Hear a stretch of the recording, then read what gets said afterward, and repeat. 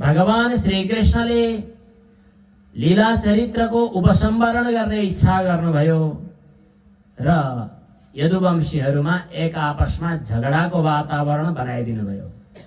कृत्वा दैत्यवधं कृष्णः स रामो यदुभिर्वृतः भुवोऽवतारयद भारं जविष्ठं जनयन् कलिम्। आफ्ना यदुवंशी जे जति थिए तिनीहरू चाहिँ बिस्तारै बिस्तारै अलिकति अभिमानी बन्दै गएको अवस्था थियो। तिनीहरूलाई आफ्नो अभिमानको दण्ड मिल्नेछ भन्ने भगवानले संकेत गर्नुभयो। भगवानका सन्ततिहरू मध्येका केही यदुवंशीहरू जम्मा भए, ऋषि मुनिहरू भएको ठाउँमा गए, साम्बलाई सुन्दरी स्त्रीको रूपमा परिवर्तन गराएर झुक्क्याउनका निमित्त सोध्न थाले, यिनी गर्भवती छन्, के बच्चा जन्मिएला। ऋषिहरूले विचार गर्नुभयो, भन्नुभयो तिमीहरूको कुल नष्ट गर्ने मुसल जन्मिनेछ। यही ब्राह्मणको शापको मूल कारण भयो यदुवंशको विनाशको लागि। उनीहरूले पटुकी खोलेर हेर्दा साँच्चीकै एउटा मुसल देखियो। डराए, उग्रसेनजीसँग सोधे, गएर त्यसलाई ढुङ्गामा घोटघाट गरेर समुद्रमा फ्याँकिदिए। त्यही तर बनेर एरका झार बन्यो। त्यहाँ फ्याँकिएको जो एउटा काँडा थियो त्यो चाहिँ माछोले खायो। त्यही नै यदुवंश विनाशको कारण बन्यो। तर हामी लागौं वसुदेवजी भएतिर। वसुदेवजीले देवर्षि नारद मुनिसँग आफ्नो जीवनको सफलता कसरी हुन्छ, आफ्नो कल्याण कसरी हुन्छ भनेर सोध्नु भएको छ। नारद मुनिले राजा जनक र 9 योगीश्वरहरूको संवाद वर्णन गर्दै भन्नुहुन्छ, राजा जनकले 9 योगीश्वरहरूलाई दर्शन प्राप्त गर्नुभयो र त्यतिखेर जुन 9 योगीश्वर ऋषभदेवका 100 भाइ छोराहरू मध्ये 9 वटा योगीश्वर बन्नुभएको थियो। कवि हरि अन्तरिक्ष प्रबुद्ध पिप्पलायन इत्यादि कथा प्रसङ्गहरू त अहिले चर्चा गर्न त्यति धेरै सम्भव भएन। विदेहराज निमि, जसलाई जनक परम्परा पनि भनिन्छ, विदेहराज निमिले भन्नुभयो कि हजुरहरू त दिव्य योगीश्वर हुनुहुन्छ, हजुरहरू ज्ञानी हुनुहुन्छ, हाम्रो कल्याणका निमित्त विहार गर्नुहुन्छ। सौभाग्यले हजुरको दर्शन मिल्यो, हामी माथि हजुरहरूको र भगवानको कृपा प्राप्त भयो। अब मलाई यही कुरा सुन्ने इच्छा छ। यदि मैले सुन्न सक्छु भने, म अधिकारी हुँ भने, मलाई भागवत धर्मको उपदेश गर्नुहोस्। भागवत धर्म भन्नाले भगवानका भक्तहरू अथवा भगवानको हुन चाहनेहरूले के कस्तो व्यवहार गर्नु पर्दछ। भागवत धर्म शास्त्रमा धर्मका उपदेश गर्ने प्रसङ्गहरू धेरै छन्। हरेक कर्महरू धर्मका कारणहरू छन्, तर कतिपय अवस्थामा ती धर्महरू पनि विषयको आसक्तिले रुमल्लिएका अल्मल्लिएका छन् भने दूषित धर्म हुन्छन्, वास्तविक धर्म हुँदैनन्। धर्म पनि नक्कली धर्म र सक्कली धर्म हुन थाल्यो भने त्यहाँ विशेषण लगाउनु पर्ने हुन्छ। हामीले थाहा पाएको गाउँघरतिर उहिले शुद्ध घिउ पाइँदैन थियो, थाहा छ? हाम्रो पहाडतिर भन्ने चलन छ नि, ढाक लाउने बेलामा पनि भन्छन् शुद्ध घिउ पाइँदैन थियो, घिउ मात्रै पाइन्थ्यो। कसैको घरमा गएर शुद्ध घिउ भन्नु पर्थ्यो, घिउ भएपछि घिउ सकियो। अब घिउ पाइन्थ्यो, घिउ कसैले आफ्नो घरमा तयार गरेको छ, केही भयो भने कसैलाई पठाउँदाखेरि नि घिउ पठाउँथ्यो। शुद्ध घिउ पठाउन जरुरी थिएन। अचेल बजारमा घिउ पाइन्छ, सोध्न जानु त हरेक ठाउँमा शुद्ध घिउ मात्रै पाइन्छ। पत्याउनु भएन भने डिब्बामा लेखेकै हुन्छ शुद्ध घिउ। यसको तात्पर्य के हो? त्यो अशुद्ध हो। जब धर्म एउटै धर्म हो, धर्म भनेको त्यो हो जसले भगवानलाई प्राप्त गराओस्, त्यो नै धर्म हो। तर धर्मको नाममा व्यक्तिहरू जब विषयको आसक्ति पनि गर्न थाले, व्यवहारको परिपूर्तिका निमित्त पनि धर्मको विनियोजन गर्न थाले, त्यसपछि धर्मलाई पनि विशेषण लगाइदिनु पर्ने भयो। साधारण धर्म र परम धर्म। अयम हि परमो धर्मो यद योगेन आत्मदर्शनम श्रीमद् भागवतको शुभारम्भमा भन्नुपर्ने भयो कि धर्मः प्रोज्झित कैतवोऽत्र परमो। श्रीमद् भागवतमा यस्तो धर्मको वर्णन गरेको छ जहाँ कैतव छैन, कपट छैन, विषयको आसक्ति छैन, लेनदेन छैन, सांसारिक प्रपञ्च छैन, त्यो परम धर्म यहाँ वर्णन गरिएको छ। तर धर्मको अन्तिम लक्ष्य त त्यही परम धर्ममा प्राप्त हुने हो। त्यहाँ जुन कुरालाई परम धर्म शब्दले वर्णन गरियो त्यही धर्म यहाँ भागवत धर्मले वर्णन गरिएको छ। यो भागवत धर्म भनेको के हो? ती 9 योगीश्वरहरू मध्ये पहिला योगीश्वर कविले भन्नुभयो कि हरेक क्षणमा भगवानको चरणारविन्दको स्मरण बाहेक अन्यत्र कतिखेरै पनि कहीँ पनि चित्तवृत्ति नजाओस्। हो त्यो नै भागवत धर्म हो। भागवत धर्मको अनुसरण गर्न यदि आफूलाई लगाइयो भने, भागवत धर्मको अनुयायी भयो भने त्यहाँ समस्याहरू परिआउँदैनन्, कुनै खतरा पनि हुँदैन। लौकिक धर्ममा विभिन्न विधि निषेधहरूको झन्झट झमेला हुन्छ। कुन कुरा के गर्नुपर्ने, कता के विधि पुग्नुपर्ने, के भएन भने के उल्टो अर्थ लाग्ने, उल्टो फल मिल्ने, विभिन्न कुराहरू हुन्छन्। त्वष्टा प्रजापतिले हवन गर्दा, मन्त्र उच्चारण गर्दा थोरै स्वर व्यत्यास भएको कारणले मन्त्रको गलत अर्थ लाग्नाले उल्टो फल मिल्यो। मिथ्या प्रयुक्तो न तमर्थमाह। मन्त्र गलत भयो भने पनि उल्टै अर्थ लाग्छ। सकाम कर्ममा त्यस्तो हुन्छ। एउटाले दुलही बिरामी भइछन् र अनि पुटक पढ्न थालेछ, सुन्नुभएकै कथा होला।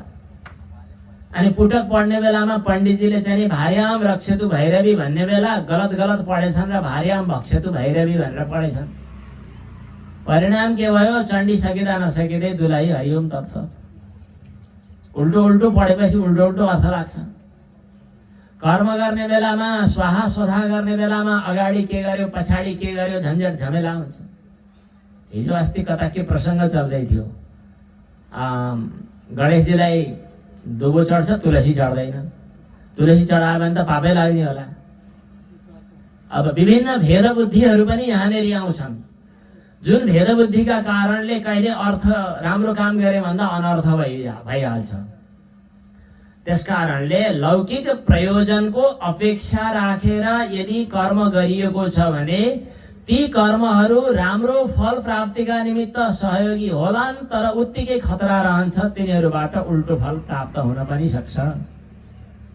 तर जसले आफूलाई भगवानमा अनन्य भावले समर्पित गरेको छ, भगवत भक्ति मार्गमा आफू समाहित बनेको छ, आफू भगवानको बनिसकेको छ र आफू केवल निमित्त मात्र बनेर कर्म गरेको छ, त्यतिखेर ती कर्म गर्दा केही त्रुटि हुन गएछ, तलमाथि भएछ भने पनि खतरा छैन। चक्कु आफै स्वतन्त्र हो भने चक्कुले काट्दा, हात काट्दाखेरि चक्कु अपराधी हुन्छ। यदि चक्कु चलाउने व्यक्तिले चलाएको हो, चक्कु आफै स्वतन्त्र भएर काटेको होइन भने चक्कुले हात केही भयो भन्दैमा चक्कुलाई दोष दिने र चक्कुलाई चाहिँ थिच्ने काम त गरिँदैन, किन चक्कु त स्वतन्त्र छैन। हामी हाम्रो मन, वचन र कर्म भगवानमा समर्पित गरिसक्यौं भने हामी अब आफै स्वतन्त्र स्वाभिमानी, मतलब स्वतन्त्र अभिमानी कर्ता होइनौं। हामी कर्तृत्व, भोक्तृत्व, प्रमातृत्व यो भगवानमा समर्पित गरेर कर्म गर्दै गर्दा कारणवश, परिस्थितिवश केही त्रुटि भएछ, तलमाथि भएछ भने पनि भगवानले त्यो सबै कर्म पूर्ण गरिदिनुहुन्छ। त्यसकारण यानास्थाय नरो राजन न प्रमादेत कर्हिचित् धावन निमिल्यवा नेत्रे न स्खलेत न पतेत इह। त्यसै कारणले हाम्रा पूर्वज ऋषिमुनिहरूले हामीलाई उपदेश दिनुभयो, हरेक कर्मपछि कर्मफल समर्पण गर, तिमीले आफूमा कर्तृत्व भाव नराख। कर्तृत्व भाव नै संसार हो। अहम एतस्य कर्ता मदीयमेतत् कर्म अस्य कर्मणः फलमहं कालान्तरे भोक्ष्ये एतावान् एव संसारः। कर्तृत्व भोक्तृत्व रूपः संसारः। शङ्कराचार्यले गीता भाष्य लेख्दा बताउनु भएको छ, संसार भनेको यही कर्तृत्व भोक्तृत्व हो।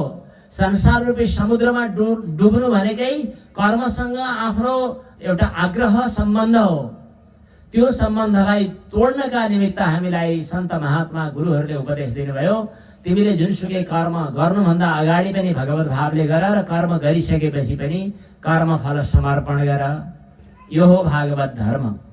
कायेन वाचा मनसेन्द्रियैर्वा बुद्ध्यात्मना वा प्रकृति स्वभावात् करोति यद्यत् सकलं परस्मै नारायणायेति समर्पयेत् तत्।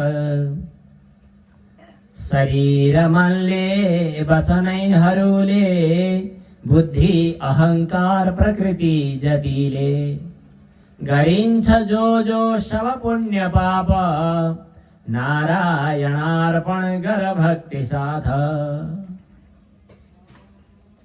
किन नारायणार्पण किन गर्ने? म नारायणको, नारायण मेरो। जति जति दृश्य पदार्थहरू छन् यी सबै भगवान नारायणका। गर्ने गरौँ भने भगवान नारायण हुनुहुन्छ।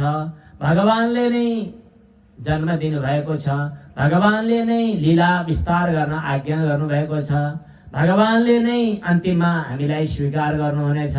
जाने भगवानमै आएको भगवानबाटै यतो वा इमानि भूतानि जायन्ते येन जातानि जीवन्ति यम प्रयन्ति अभिसंविशन्ति तद विजिज्ञासस्व तद ब्रह्म। जब सम्पूर्ण ब्रह्म भगवतमय छ भनेदेखि सर्वम ब्रह्म विष्णुमयम गिरोङ्ग वरजः सर्वस्वरूपो बभौ।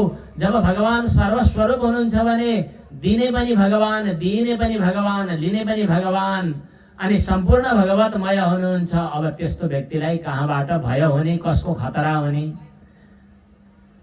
जब द्वितीयको भ्रान्ति हुन्छ, भगवत अतिरिक्त कुनै वस्तुको जब प्रतीति हुन्छ तब समस्या हुन्छ। भयं द्वितीयाभिनिवेशतः स्यात् ईशाद् अपेतस्य विपर्ययो स्मृतिः तन्मायया तो बुध आभजेत्तं भक्तैकैशं गुरुदेवतात्मा। अज्ञान नै अनर्थको कारण हो। अज्ञान अर्थात भगवत भावलाई, भगवत्तालाई, सर्वत्र व्यापक भगवत्तालाई, अद्वितीय भगवत्तालाई नबुझ्नु, द्वितीयको भ्रान्ति हुनु, त्यो नै विपर्यय ज्ञान हो। त्यो नहोस् भन्नका लागि चित्तको एकाग्रता र निश्चलताको निमित्त के गर्नु त? शास्त्रले बताए अनुसार भगवत परिचर्यात्मक कर्म गर्नु, साथमा भगवानमा अनन्य भक्ति गर्नु। भक्त्यैकैशं गुरुदेवतात्मा। गुरुको वचनलाई श्रद्धा गर्दै, गुरुमा र भगवानमा समान दृष्टि गर्दै, गुरुलाई पनि भगवत भाव गर्दै भगवानको भजन गर्नु। यो संसार त भ्रान्तिद्वारा, अज्ञानद्वारा, कल्पनाद्वारा खडा भएको नभए पनि खडा हुन्छ। स्वाप्निक पदार्थहरू नहुँदा नहुँदै पनि देखिन्छन्। ती मनमै अथरथान रथयोगान पथः सृजते। आफैले आफ्नै मनले पुरितत नाडीभित्र ती सम्पूर्ण संसार सृष्टि गरेको हुन्छ स्वप्नमा। जसरी व्यष्टि अविद्या अज्ञान निद्रारूपी दोषले आक्रान्त भएको बेला त्यही मनले नै यो संसार सृष्टि गर्दछ। त्यसै गरी यो बाहिर प्रपञ्च पनि अविद्याद्वारा नै सृष्टि भएको हो। त्यो सृष्टि भएको सांसारिक प्रपञ्चको यथार्थ बुझ्नका लागि पनि भगवानकै चरणको शरणमा जानु। अब के गर्नु त? बाहिरी लौकिक विषयहरूले हामीलाई सताएका हुन्छन्, केही दृश्य बनेर, केही श्रव्य बनेर, सुनिने, देखिने, लेखिने, भनिने, छोइने, सुँघिने इत्यादि। ती सबै कुराहरूमा भगवत भाव।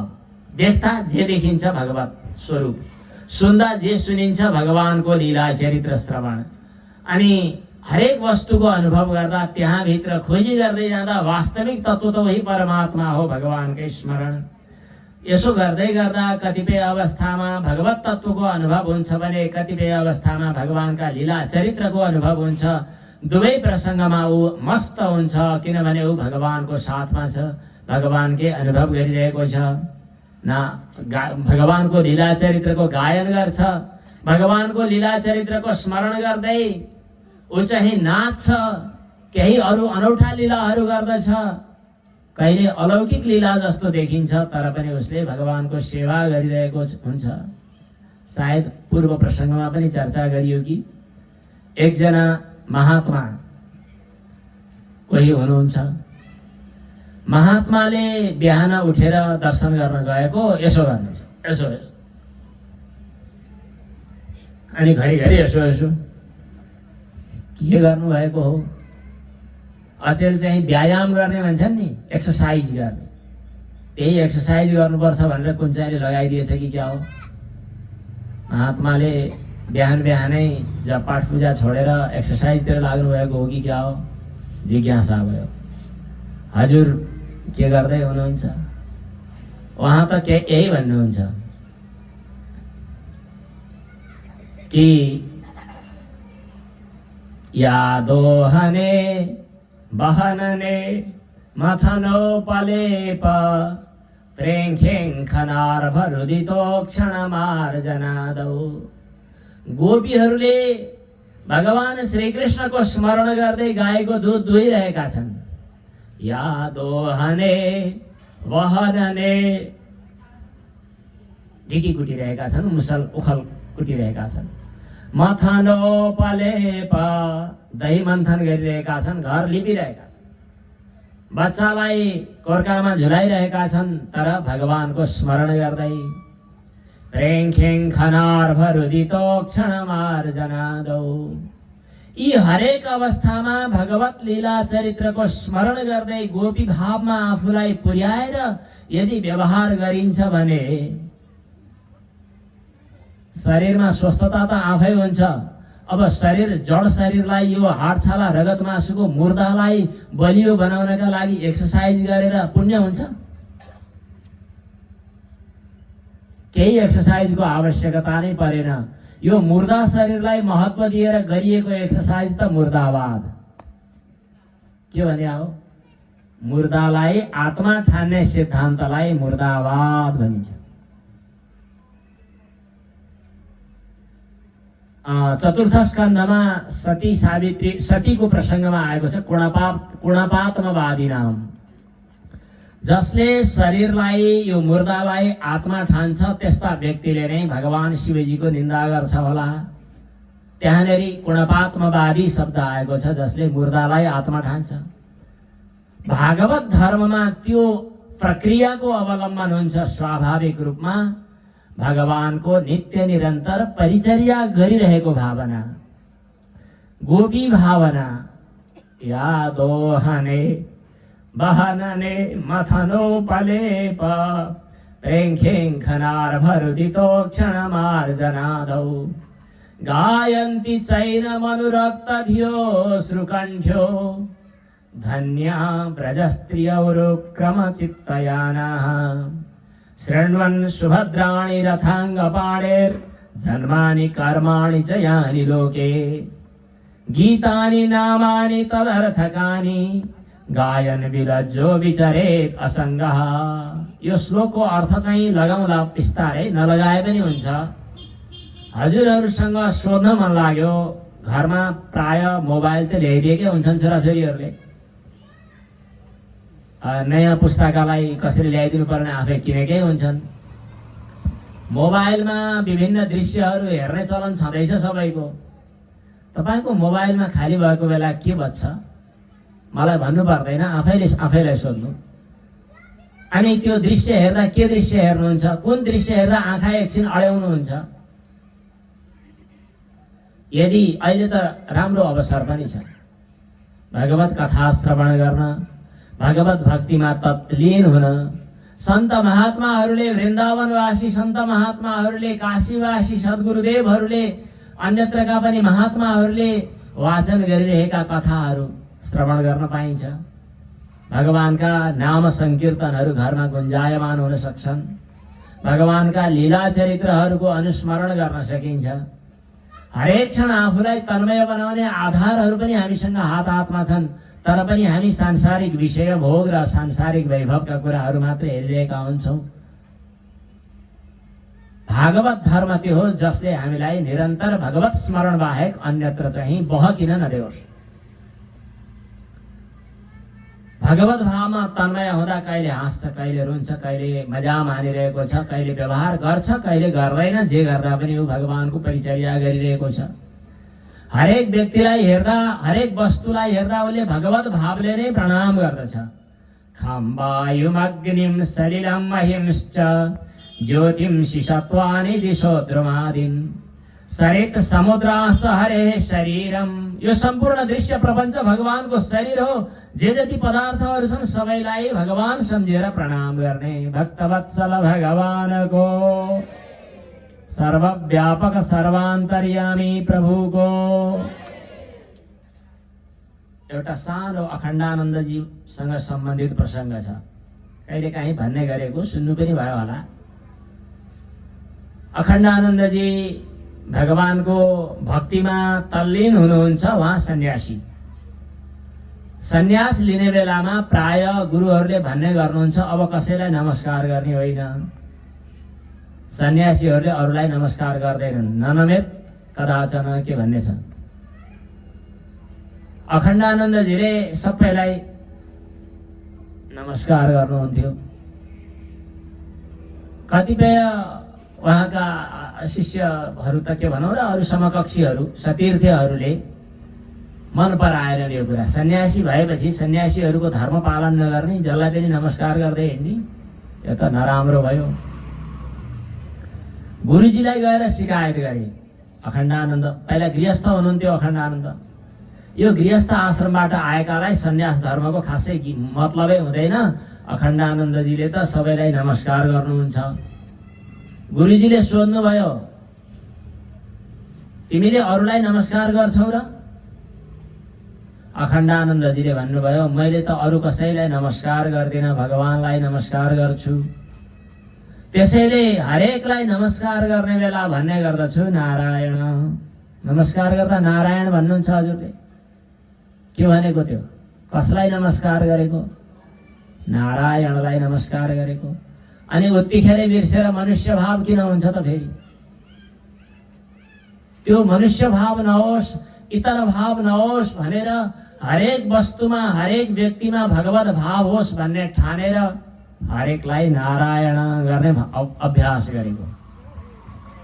हरेक देखिने दृश्य प्रपञ्चहरू जति छन् यी सबै भगवानका शरीर हुन् भन्ने ठानेर आकाश, पृथ्वी, तेज, जल, वायु, नदी, नाला, ढुङ्गा, माटो सबैमा भगवत भावले प्रणाम गर्नु।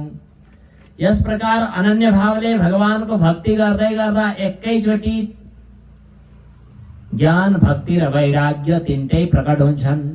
यो विषयप्रतिको वैराग्य भएन भनेर वैराग्यको अभ्यास गर्ने भन्ने चलन छ। वेदान्त सुन्न आउनुभन्दा अगाडि तिमीमा वैराग्य चाहिन्छ भनेर चोरी औलो देखाउने चलन पनि छ।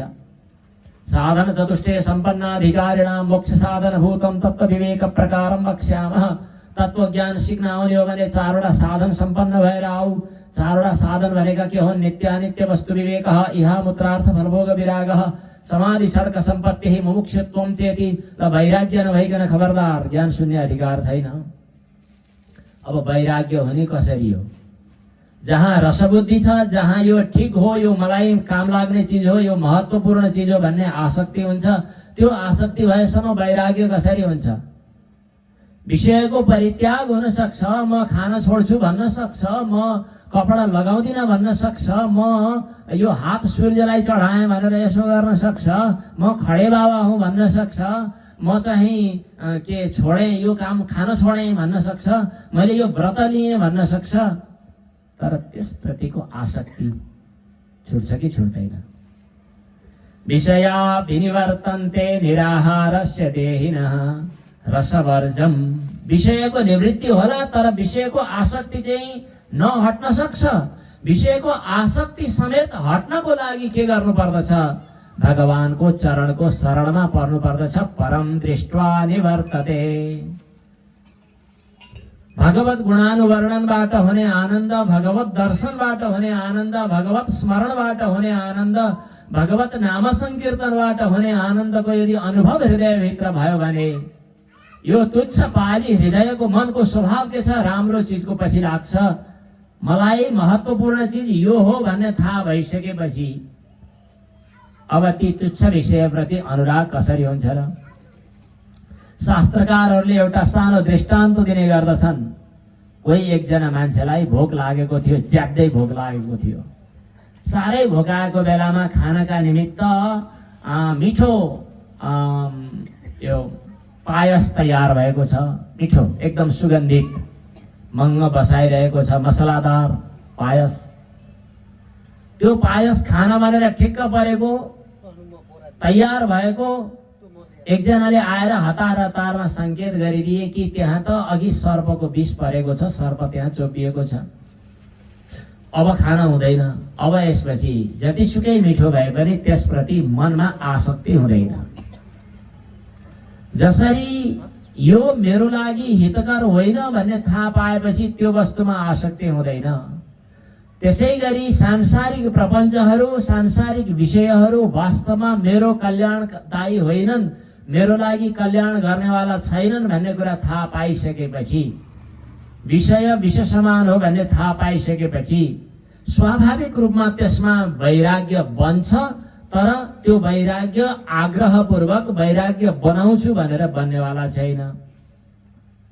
कसरी बन्छ त? चित्तले राम्रो कुराको खोजी गर्ने हो। विषय त त्यो सधैँका लागि मेरो लागि हितकर होइन, मेरो लागि हितकर त भगवानको श्री चरणको सेवा हो भन्ने कुरा जब अनुभव हुन्छ तब भगवत चरणारविन्दको अनुस्मरण छोडेर विषयतर्फ व्यक्तिको आसक्ति बन्नै सक्दैन।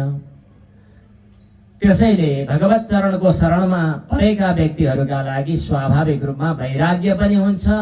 जब भगवानमा अनुराग बन्यो, भक्ति पनि भयो, अब तत्व साक्षात्कारका निमित्त अब केही गरिरहनु पर्दैन, किनभने तत्व ज्ञान भनेको कहीँ अन्यत्र गएर खोजीमेली गरेर दुकानमा गएर किनेर वा डोकोमा हालेर बोकेर ल्याउनु पर्ने चिज होइन। त्यो त परमात्माकै स्वरूप हो ज्ञान। सत्यम ज्ञानम अनन्तम ब्रह्म। चित्त निश्चल भयो भने र चित्त निर्मल भयो भने स्वतः त्यो तत्व प्रकाशित हुन्छ, त्यही नै तत्व ज्ञान हो। त्यसैले भक्ति परेशानुभवो विरक्तिर अन्यत्र चैषत्रिक एककालः प्रपद्यमानस्य यथा स्मृतः स्यु तुष्टिः पुष्टिः क्षुदपायोनुघासम्। यस प्रकार प्रत्येक क्षण अनन्य वृत्ति द्वारा भगवान का चरण कमल को भजन गर्नु यो भागवत धर्म हो। त्यसपछि संसार प्रति वैराग्य, भगवान प्रति अनन्य प्रेम र भगवानको स्वरूपको साक्षात्कार यी तीनटा स्वयं हुन्छन्। भक्तिर विरक्तिर भगवत प्रबोध।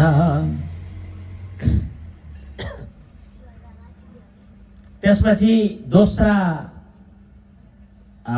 योगीश्वरसँग राजा निमिले सोध्नुभयो, भगवानका भक्तहरूको लक्षण कस्तो हुन्छ? हरि योगीश्वरले बताउनु भयो कि सबै प्राणीहरूमा भगवान देख्ने नै भगवानका भक्तको लक्षण हो।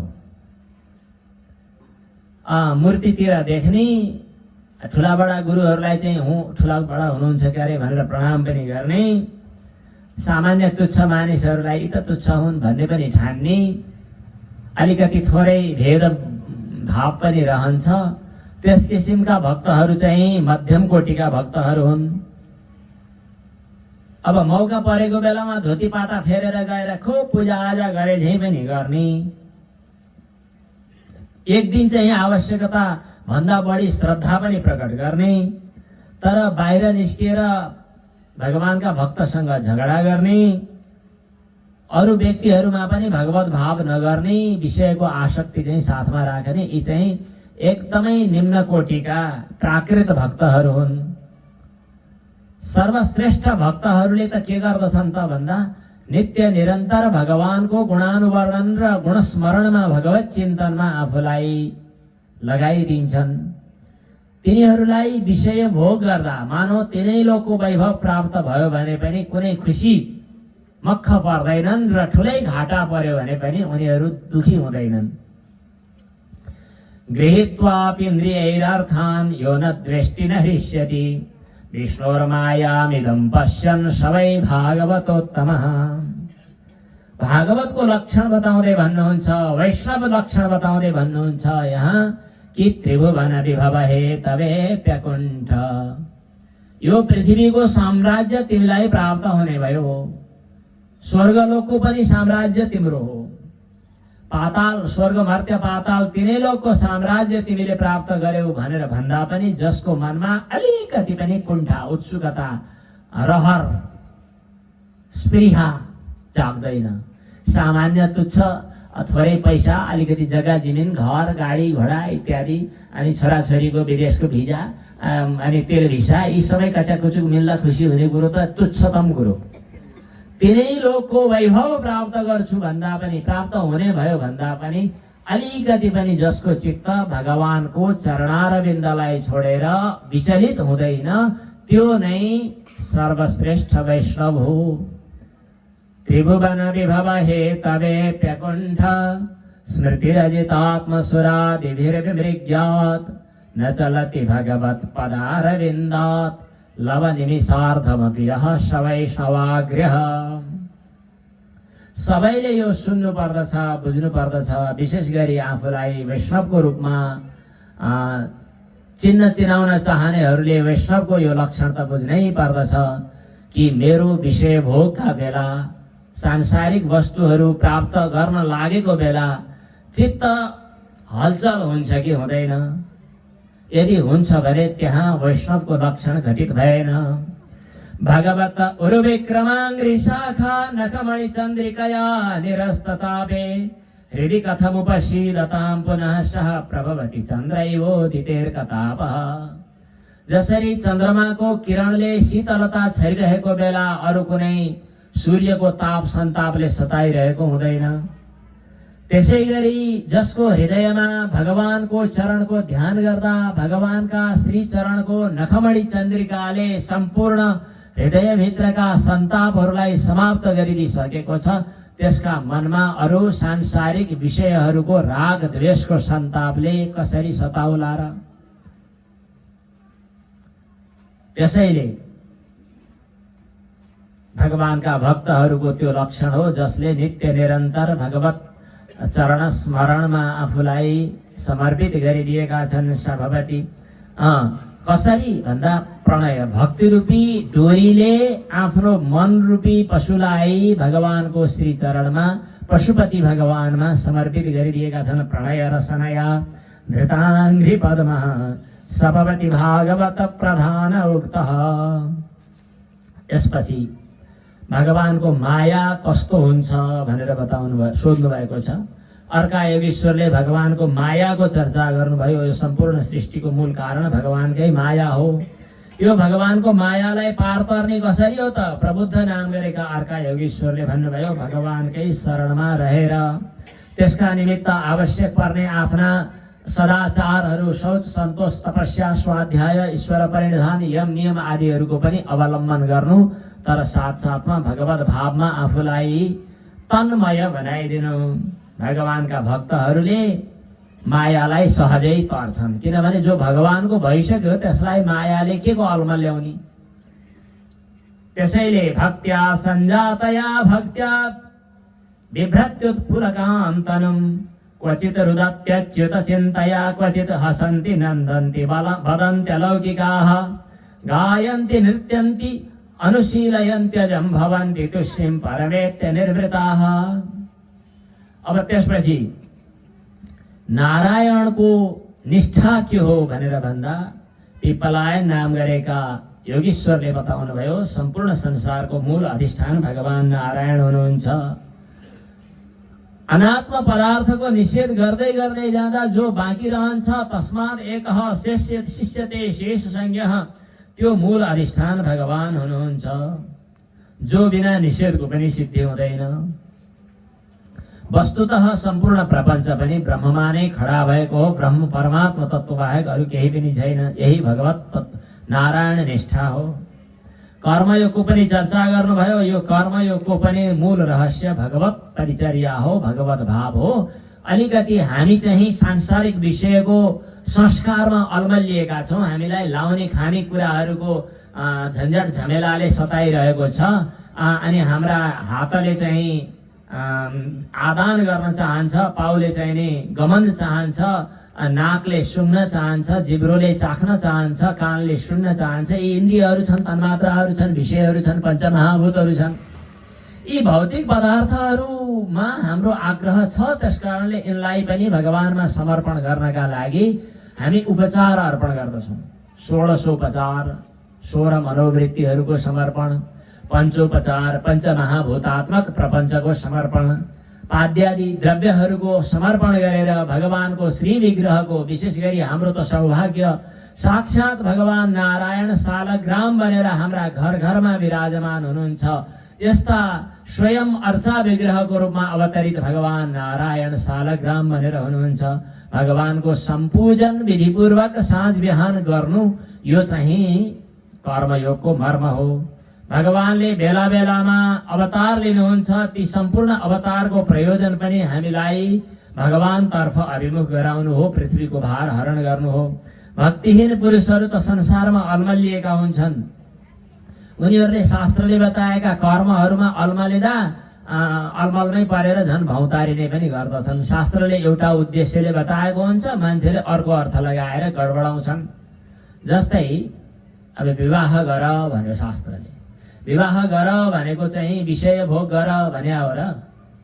दुलहीलाई पत्नीलाई पत्नी भन्ने अधिकार छैन, धर्मपत्नी भन्नुपर्छ। झुकिएर कतै मेरी दुलही मात्रै हो भन्ने ठानौला र जे पाइ त्यही गरौला भनेर सावधानी गरेर बताएको छ धर्मपत्नी। धर्मार्थम स्वीकृता पत्नी। अनि पत्नी भनेको के हो नि? अचेलका वाइफहरूलाई त भन्नु छैन। पत्नी किन भनेको त भन्दा पत्युर्नो यज्ञ संयोगे, यज्ञ कर्म गर्न सपत्नीक हुनुपर्ने भएको हुनाले विधिपूर्वक शास्त्रले बताए अनुसार स्वीकार गरेको हो पत्नी। पति किन भएको? भगवत भावले हामीलाई रक्षा गर्ने, भगवत भाव गर्ने पतिमा। भगवत भाव सर्वत्र व्यापक छ भने पत्नीमा। अनि शास्त्रोक्त कर्म गर्नका लागि दिइएको जो पति पत्नीको सम्बन्ध हो त्यसलाई विषय भोग भन्ने चाहने, भन्न खोज्ने, अचल त आश्चर्य लाग्छ। विवाह संस्कार होइन भन्न थाले मैले। किनभने अभक्ष नखानुपर्ने नाम पनि नलिउँ यहाँ। नखानुपर्ने पशुलाई चम्चाले उठाएर पेटभित्र राख्छन्, पशुको मुर्दा शरीरलाई पेटभित्र राख्छन्, छालाको जुत्ता लगाउँछन् र यज्ञ मण्डप कुस्दै हिँड्छन्। त्यो विवाह हो? त्यो संस्कार हो? त्यो केही पनि होइन, नाटक मात्रै हो। सम्भव छ भने हजुरहरूले आफ्ना छोरा नाति छोरीहरूको विवाह गर्नु छ भने, सम्भव छ भने, शास्त्रले भनेको मान्ने हो भने त्यो दान हो, कर्म हो, पुण्य हो, संस्कार हो, शास्त्रोक्त कर्मको अङ्ग हो, महत्त्वपूर्ण अङ्ग हो, गृहस्थाश्रमको प्रवेशद्वार हो। त्यहाँ अभक्ष्य भक्षण चल्दैन, अखाद्य खादन चल्दैन, लाउन नहुने कपडाको पोज चल्दैन, अनि छालाको जुत्ताले कुस्दै यज्ञ मण्डपमा हिँडेर विवाह संस्कार बन्दैन। त्यसकारणले कर्म गर्दा सात्विक कर्मद्वारा भगवानको आराधना गर्नु र शास्त्रले बताएको तात्पर्य बुझेर कर्म गर्नु। लोके व्यवायामिष मध्य सेवा नित्यास्तु जन्तोर्न हित प्रचोदना व्यवस्थितिस्तेषु विवाह यज्ञ सुराग्रहेरासु निवृत्तिरिष्टा। भगवानको पूजा आराधना गर्दा पनि यो भाव कहिल्यै नबिर्सनु कि भगवान त व्यापक हुनुहुन्छ, हरि व्यापक सर्वत्र समान। मैले यहाँ मेरो भाव प्रकट गर्नका लागि, मेरो प्रेम प्रकट गर्नका लागि मैले एउटा भक्ति, मेरो सीमित चित्तवृत्तिले सीमित ठाउँ खोज्ने भएको हुनाले यो अर्चा विग्रहमा भगवानको अर्चना गर्दैछु। तर भगवान सर्वत्र व्यापक हुनुहुन्छ, यो कुराको अनुभव नबिर्सनु। अन्यत्र भएको भगवानलाई चाहिँ बिर्सनी अनि मूर्तिमा मात्रै पूजा गर्छु भन्ने यस्ता व्यक्तिहरूको कल्याण हुँदैन। द्विसन्तः, मूर्तिमा पूजा त हुँदै होइन नि, भगवानमा पूजा हो। जलमा पूजा होइन, भगवानमा पूजा हो। केही वर्ष अगाडि यो नारायणीको किनारमा 1000 शालिग्राम कि करोड शालिग्राम पूजाको एउटा कार्यक्रम चलेको थियो। त्यो सिलसिलामा कुनै टेलिभिजनमा अन्तर्वार्ता दिने मौका थियो। टेलिभिजनमा सोध्ने व्यक्ति पत्रकारले कुरा नबुझिकन बोल्यो भने तिनको नाम अलपत्रकार पनि हुन सक्छ। कुरा बुझेर बोल्यो भने पत्रकार। पत्रकारले सोधे, यो हिन्दू धर्ममा यो ढुङ्गा पूजा गर्ने प्रचलन छ, कस्तो लाग्छ तपाईलाई? त्यतिखेर त्यही भन्न आयो। हामीले भन्यौं म पनि हिन्दू धर्मको व्यक्ति हुँ जस्तो लाग्छ। त्यो जन्म के भन्छ त्यो जनगणनामा हिन्दू भन्ने लेख्ने गरेको छु। नेपालका प्रायः धार्मिक सङ्घ संस्थासँग परिचय छ, धर्मशास्त्रका धेरै कुरा पढेको पनि जस्तो लाग्छ, सुनेको जस्तो लाग्छ। तर मैले आजसम्म कुनै पनि हिन्दूले ढुङ्गा पूजा गरेको देखेको छैन। कसैले ढुङ्गा पूजा गर्छ भने त्यो हिन्दू होइन। अलपत्रकार त अलपत्रै पर्यो। अब के भने कस्तो कुरा गर्नुहुन्छ तपाईँले? ढुङ्गाको मूर्तिमा पूजा हुँदैन? हुँदैन।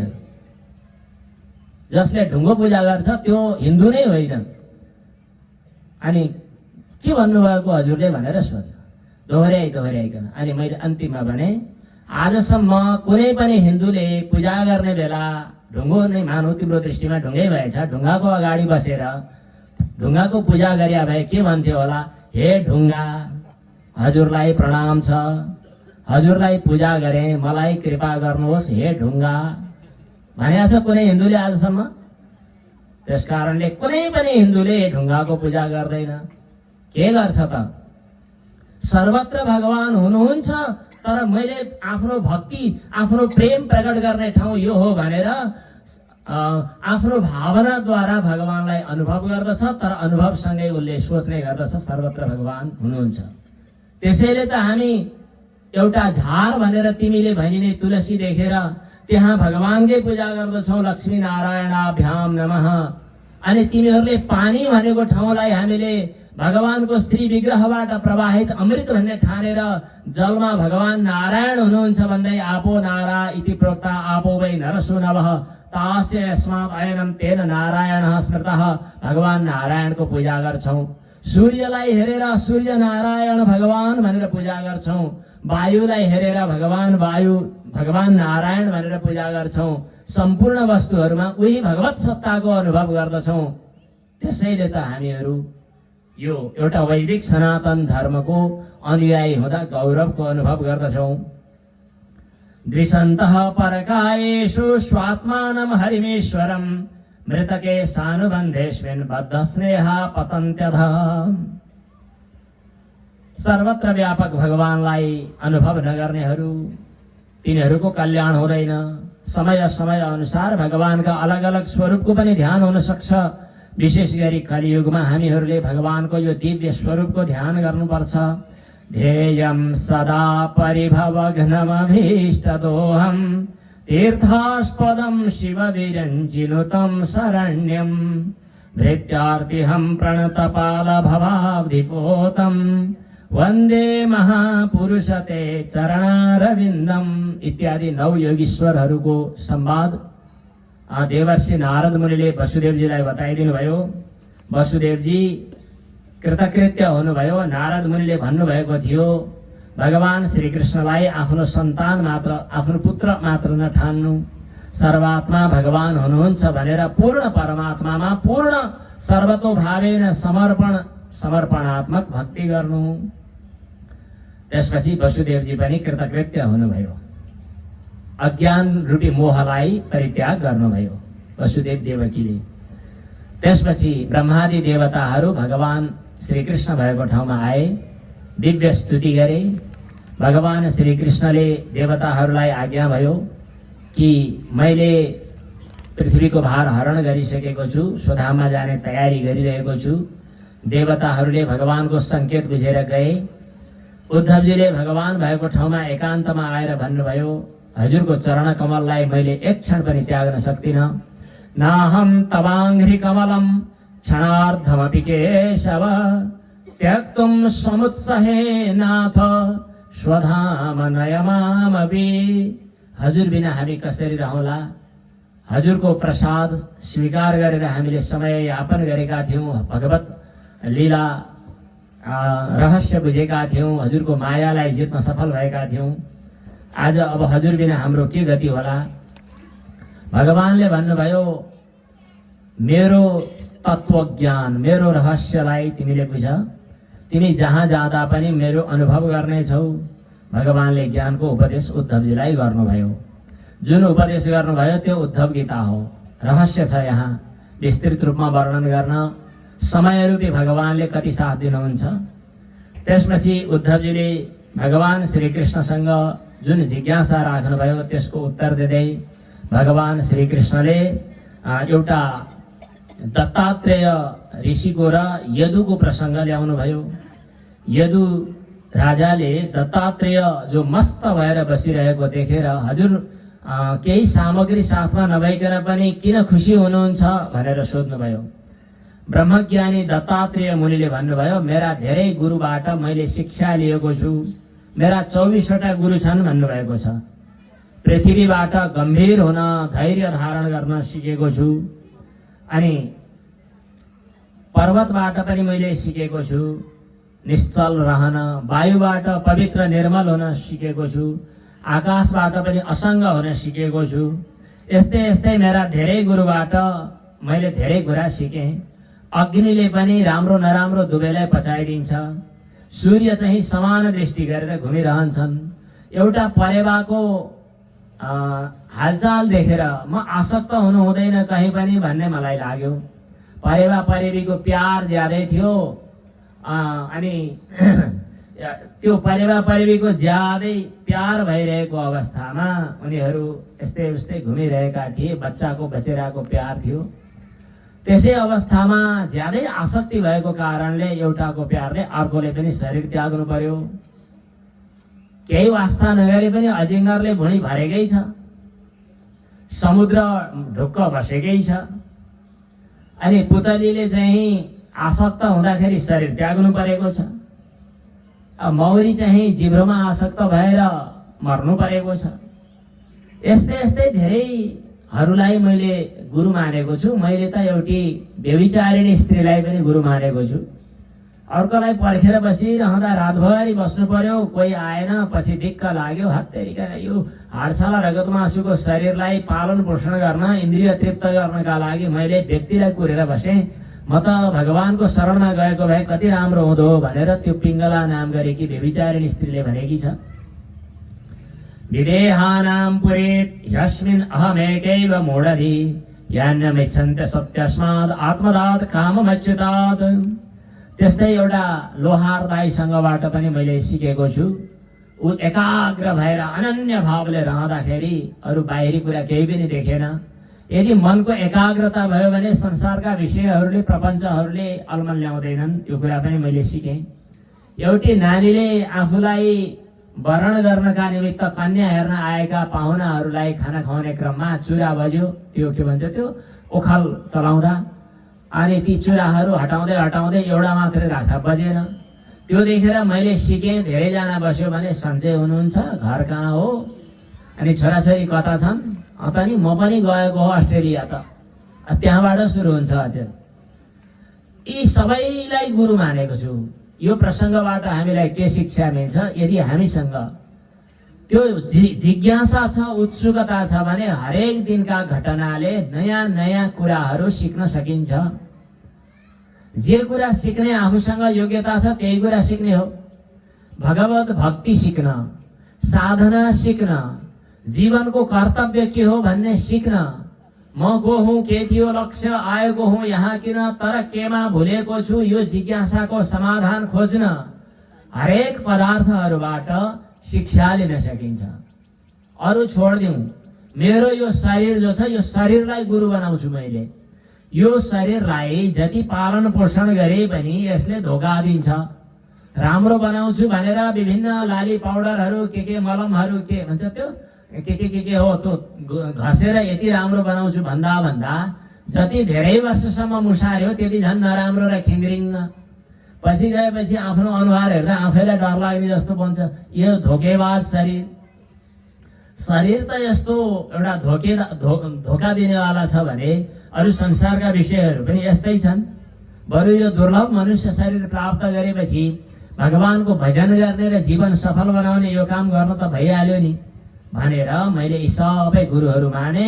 त्यसपछि संसार असार छ भन्ने ठानेर सम्पूर्ण सांसारिक प्रपञ्चहरूलाई परित्याग गरेर भगवत तत्त्व साक्षात्कार गर्ने यो प्रक्रिया मैले अवलम्बन गरेको छु भनेर दत्तात्रेयले भन्नुभएको कुरा भगवान श्रीकृष्णले उद्धवजीलाई बताइदिनु भयो।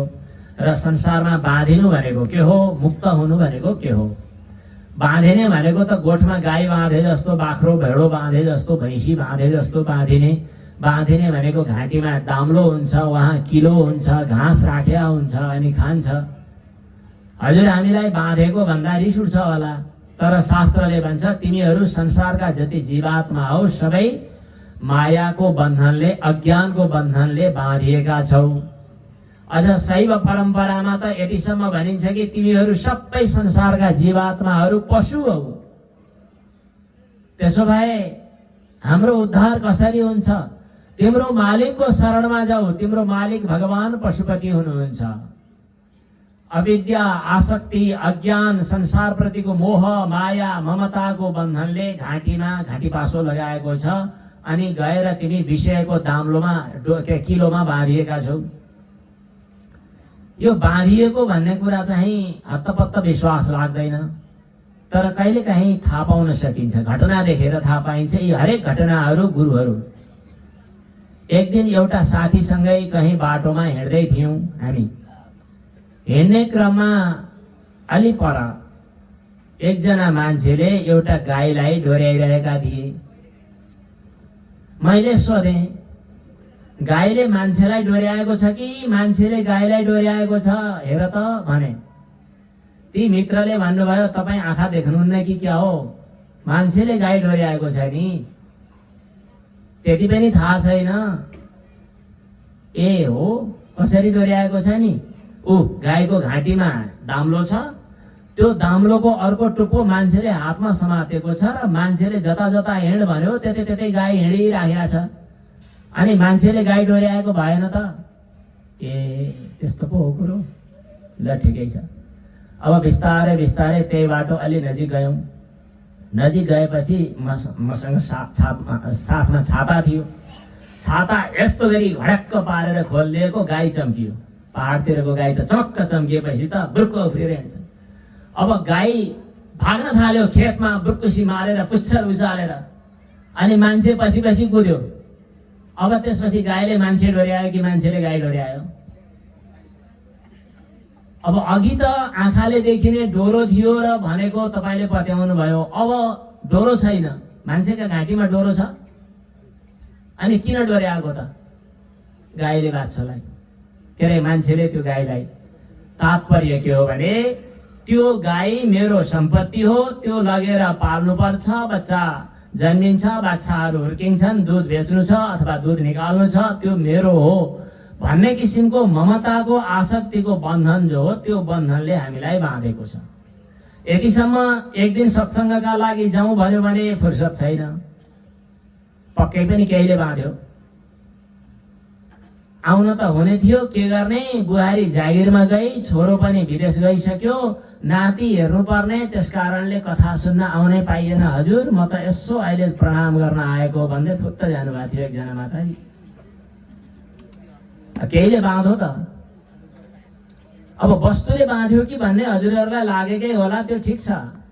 वस्तुप्रतिको आफ्नो जिम्मेवारी पुरा गर्न शास्त्रले निर्देशन दिएको छ, त्यसलाई बन्धन भन्दैन।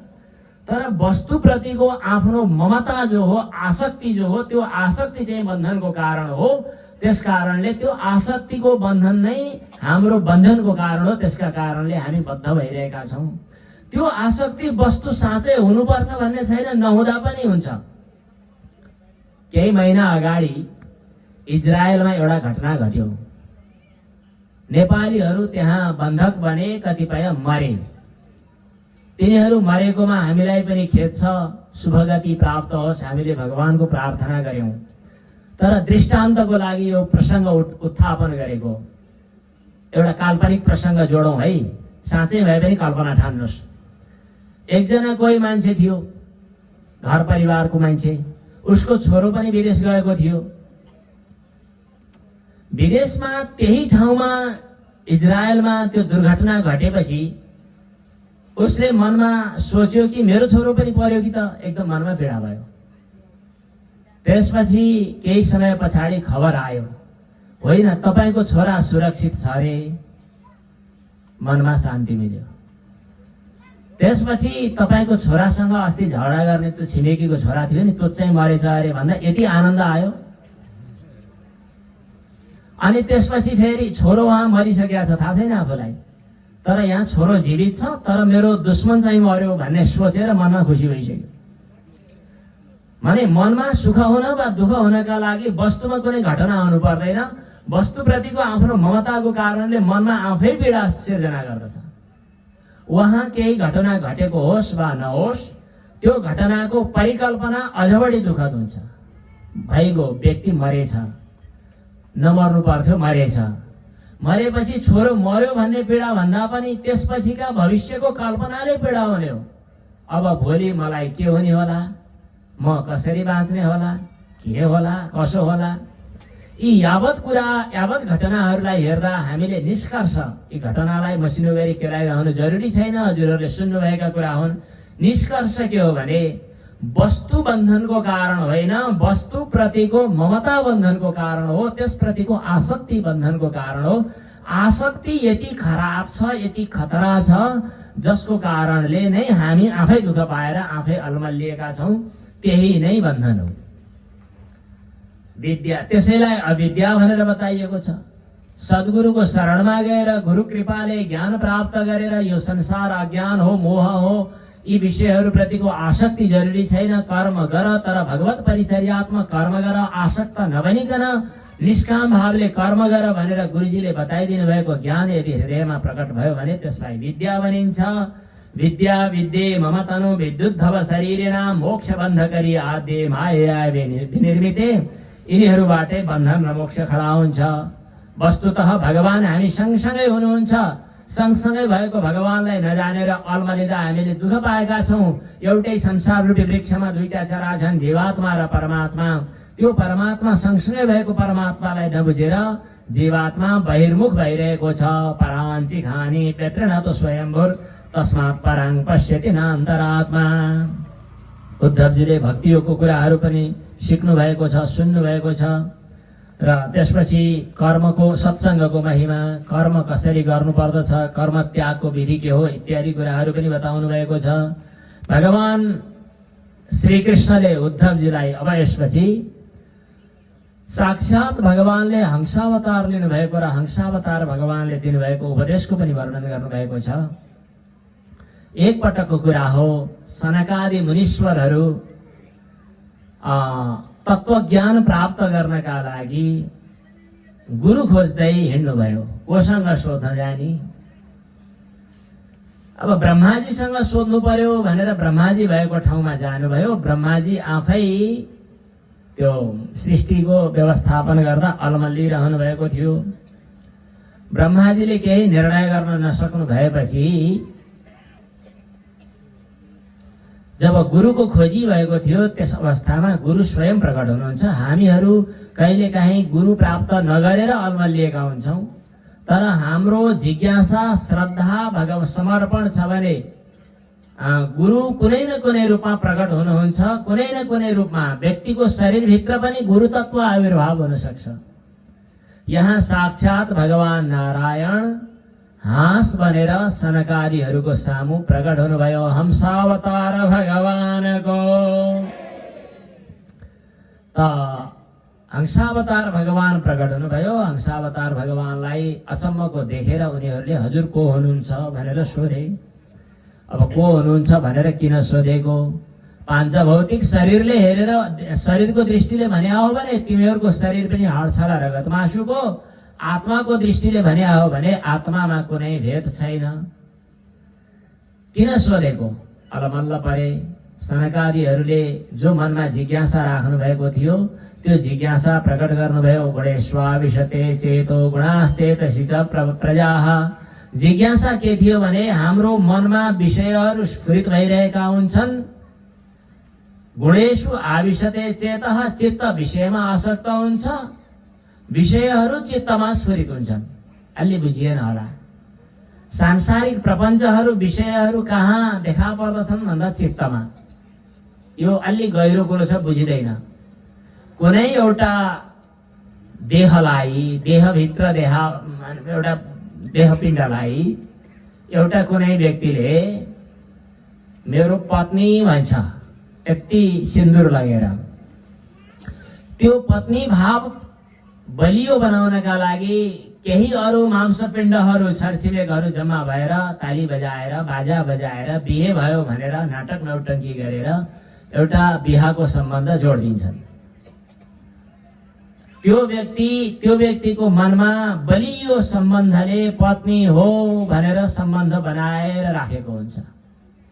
वास्तवमा अर्को दृष्टिले हेर्ने हो भने त्यो शरीर पञ्चमहाभूत हाडछाला रगत मासु, यो पनि हाडछाला रगत मासु, त्यो एउटा देहपिण्ड, यो एउटा देहपिण्ड, यी दुईटाको सम्बन्ध स्त्री पुरुष पति पत्नी पुत्र सम्बन्ध यो एउटा कल्पना बाहेक के हो विचार गरी हेर्यो भने वस्तुतः कल्पना बाहेक केही होइन। यसको तात्पर्य अर्को ढङ्गले पनि बुझ्न सकिन्छ। कुनै एउटा व्यक्तिले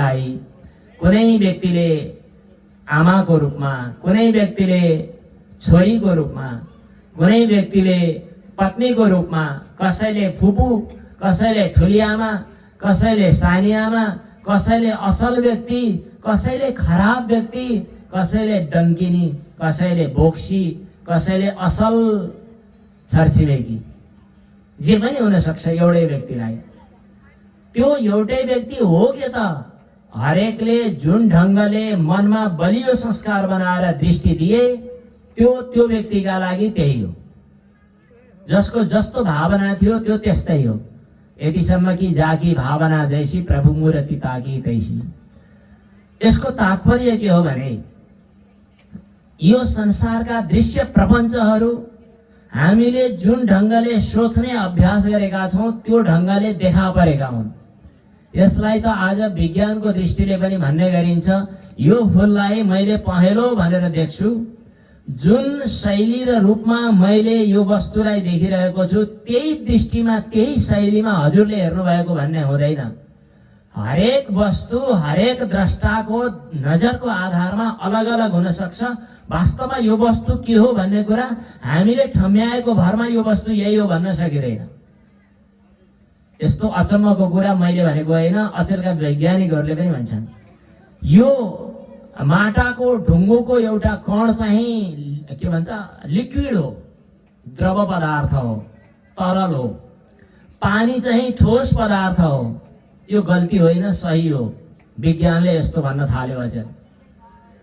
अनि आज पहिला छ, भोलि यसपछि हुन्छ, हिजो आजभन्दा पहिला थियो। समय त हिजो पछि आज, आज पछि भोलि हिँडेको छ नि। यो हाम्रो कल्पना हो, त्यो होइन। भोलि पहिला हुन्छ अनि हिजो पछि हुन पनि सक्छ। अचेलका वैज्ञानिकले भनेको क्वान्टम फिजिक्सको सिद्धान्त। यो सम्पूर्ण ब्रह्माण्ड अनि हाम्रो 100 वर्षको आयु अनि हामी यो पृथ्वीमा बसेको, यो पृथ्वी भन्दा सूर्य टाढा भएको, यो सबै हाम्रो कल्पना हो। मेरो हातमा भएको एउटा सर्स्युको दाना ठुलो कि यो सुमेरु पर्वत ठुलो, यो कल्पना हो। यो चाहिँ विज्ञान पढेका मान्छेले भनेको वेदान्तसँग मिलेको। क्या अचम्म लाग्यो। द्रष्टाको दृष्टिमा नै दृश्य परिकल्पित हुन्छ वेदान्त सिद्धान्त। यसको तात्पर्य के हो? सांसारिक दृश्य प्रपञ्चहरू मेरो मनमा स्फुरित भएका छन्, त्यस कारणले छन्। यसको तात्पर्य विषयहरू मनमा स्फुरित भए यो ठिक हो कि मन विषयको पछि लाग्यो यो ठिक हो? कस्ता वैज्ञानिक हुनुहुँदो रहेछ योगीश्वरहरू। यस्तो गहिरो प्रश्न गर्नुभएको छ। भगवानले भन्नुभयो मद्रूप उभयम त्यजेत। चाहे त्यो मन भन, त्यो पनि जड पदार्थ हो।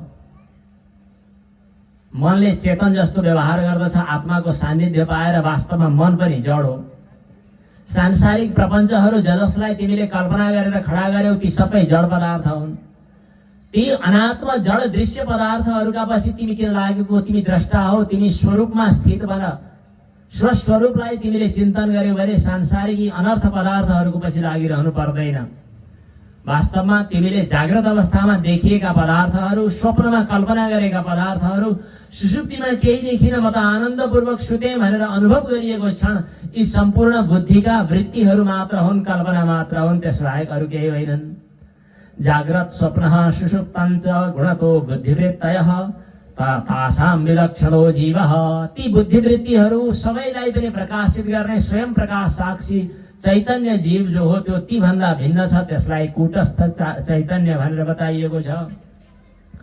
त्यसलाई तिमीले अनुभव गर। जाग्रत अवस्थामा तिमी थियौ, ती पदार्थहरू थिए। स्वप्नमा तिमी थियौ, ती पदार्थहरू कल्पित भए। सुसुप्तिमा तिमी थियौ, त्यसकारणले त्यो अनुभव बतायो कि क्या मजासँग सुतेछु, मैले केही थाहा पाइनँ भनेर। तर तिनै अवस्थामा जाग्रतमा स्वप्न छैन, स्वप्नमा जाग्रत छैन, सुसुप्तिमा जाग्रत स्वप्न छैन, र स्वप्नमा जाग्रत र सुसुप्ति छैन। तर तिमी ती अवस्थाहरूको एक आपसमा व्यतिरेक भए पनि तिमी हरेक अवस्थामा थियौ, छौ र हुनेछौ। त्यसकारणले तिमीले आफूलाई द्रष्टा, साक्षी र त्रिगुणातीत स्वरूपमा अनुभव गर। सांसारिक प्रपञ्च त मायामय हो, इच्छेत विभ्रममिदं मनसो विलासम, मनको कल्पना हो। जसरी त्यो अगुल्टो घुमाउँदाखेरि चक्का जस्तो देखिन्छ, वास्तवमा त्यो चक्का छिटो छिटो अल्टो घुम्दा देखिएको हो, अलात चक्र जस्तो कल्पना हो। त्यस्तै यो दृश्य प्रपञ्च पनि एक किसिमको बिजुली चम्किए जस्तो, अलात चक्र जस्तो हो। वस्तुत हो के त उही पूर्ण परमात्माको चैतन्य सत्ता। त्यही चैतन्य सत्ता रूप अधिष्ठानमा देखा परेको यो माया हो, कल्पना हो। त्यसलाई तिमी बुझ, आफ्नो स्वरूपलाई चिन र आफ्नो नित्य सखा, आफ्नो नित्य स्वस्वरूपको मूल अधिष्ठान परम तत्त्वलाई तिमीले अनुभव गर। यसरी तिम्रो दृष्टि स्वमा अभिमुख भयो भने, आफ्नो स्वरूपको अनुसन्धान चिन्तन गर्दै गयो भने, त्यो आफ्नो स्वरूपलाई पनि स्वको पनि स्वलाई तिमीले प्राप्त गर्नेछौ। त्यसो गर्दै गर्दा तिम्रा बाहिर दृष्टि हुने छैन, तिमी अन्तर दृष्टिवाला हुनेछौ। त्यसो गर्दा बाहिरी शरीरको अनुभव तिमीले वास्ता गर्ने छैनौ।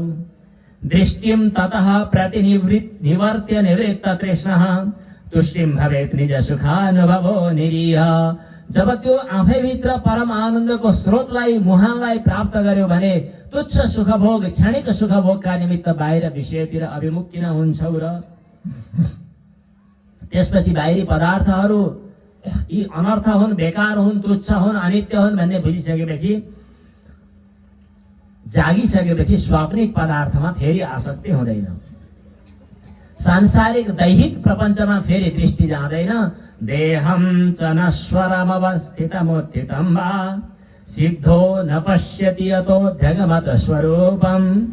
स्वस्वरूपको अनुभव गर्ने सिद्ध व्यक्तिले यो शरीर रहे पनि गए पनि त्यति मतलब गर्दैन, वास्ता गर्दैन। जसरी कपडा फाटेर अथवा कपडा लगाएर, कपडा पनि नभनौँ, एउटा कपडाप्रति पनि हाम्रो मोह हुन्छ होला। एउटा सानो तुच्छ तृण यहाँ भएर वा नभएर जसरी हामीलाई मतलब हुँदैन, त्यसै गरी यो शरीर रहेर वा नरहेर एउटा सानो सुकेको परालको तृण बराबर आफ्नो शरीरको समेत उपस्थिति र अनुपस्थितिलाई अनुभव गर्दछ सिद्ध ज्ञानी व्यक्तिले। वासो यथा परिकृतम मदिरा मदान्ध, यो भगवत रसामृत रूप आशव पान गरिसकेको व्यक्तिले, त्यो परम आनन्दको आस्वादन गरिरहेको व्यक्तिले शरीरसँग सम्बन्ध राख्दैन, प्रारब्धवसात शरीर रहोस् अथवा नरहोस्। जसरी लौकिक दृष्टिले हेर्दा मदिरा मदान्ध भएको व्यक्तिले कपडा खुस्किएको थाहा पाउँदैन। हामीले थाहा पाएर शरीर धेरै समय बाँच्ने हो र? हामीले चासो गरेर यसले खुब ठुलो काम गर्ने हो र? यो त प्रारब्ध दिन्छ, प्रारब्धले रहन्छ, जा भने पनि रहन्छ, नजा भने पनि जान्छ। त्यसकारण स्वप्नमय पदार्थहरूमा जागेपछि जसरी आसक्त हुनु हुँदैन, त्यसै गरी यी सांसारिक पदार्थहरूमा आसक्त हुनु हुँदैन। आफ्नो भित्र रहेको परमात्मालाई, सर्वत्र व्यापक भएको परमात्मालाई भक्तिद्वारा बुझ्नु पर्दछ। सनकादिहरूलाई हंसावतार भगवानले दिनुभएको ज्ञान, यसपछि भक्तियोगको महिमा, त्यसपछि ज्ञानयोग, कर्मयोगका कुराहरू, बीचमा विभिन्न सिद्धिहरूका कुराहरू, अनि विभूति योगका कुराहरू। यो मन चञ्चल छ, यही मनको पछि लाग्दा दुःख पाइन्छ भन्ने प्रसङ्ग बताउन कदरिएका प्रसङ्गहरू, यी सबै कुराहरू बताउँदै आफैभित्र रहेको आत्मतत्त्वलाई, सर्वत्र व्याप्त भएको आत्मतत्त्वलाई बुझ्न चिन्हका लागि उद्धवजीलाई भगवान श्रीकृष्णले उपदेश गर्नुभयो। त्यसपछि भगवान श्रीकृष्णको उपदेश पछाडि उद्धवजीले गदगद हुनुभयो र परिक्रमा गर्दै भगवानलाई प्रणाम गर्नुभयो र त्यसपछि भन्नुभयो, हजुरले मलाई कृपा गरी बक्सियो, म आज धन्य धन्य भएँ, कृतकृत्य भएँ। मलाई यो संसार समुद्र सजिलै पार तर्न हजुरबाट कृपा भएको छ। भगवान श्री कृष्ण प्रति कृतज्ञता ज्ञापन गर्नुभयो। उद्धवजीले प्रणाम गर्नुभयो। त्यसपछि उद्धवजी भगवानको आज्ञा प्राप्त गरेर बदरिका आश्रमतर्फ जानुभयो। विद्रावितो मोहमदान्धकारो य आश्रितो मे तव सन्निधानात् विभावशो किं नु समीपगस्य शीतं तमोभिः प्रभवन्त्यजाद्यः। भगवान श्री कृष्णको आज्ञा अनुसार उद्धवजी बदरिका आश्रमतिर जानुभयो। भगवान श्री कृष्णकै इच्छा अनुसार यदुवंशीहरू प्रभास क्षेत्रमा गए। द्वारकाको नजिकमा प्रभास क्षेत्रमा पूजा पाठ शान्ति स्वस्ति गरे, तर सँगसँगै खानपिनमा मस्त भए। एक आपसमा हानाहान गरेर उनीहरू सबै समाप्त भए। भगवान श्री कृष्णले सुन्दर चतुर्भुज शरीर धारण गर्नुभयो। पिप्पलको वृक्ष मुनि रहनु भएको थियो। एउटा व्याधाले मृग हो भन्ने बुझेर प्रहार गर्दा त्यसको आशंकाले भगवान श्री कृष्णको चरणमा स्पर्श भयो। आएर उसले प्रणाम गर्यो। भगवानले उसलाई पनि आज्ञा गर्नुभयो। आफ्नो दारुक सारथीलाई पनि फिर्ता हुन आज्ञा गर्नुभयो।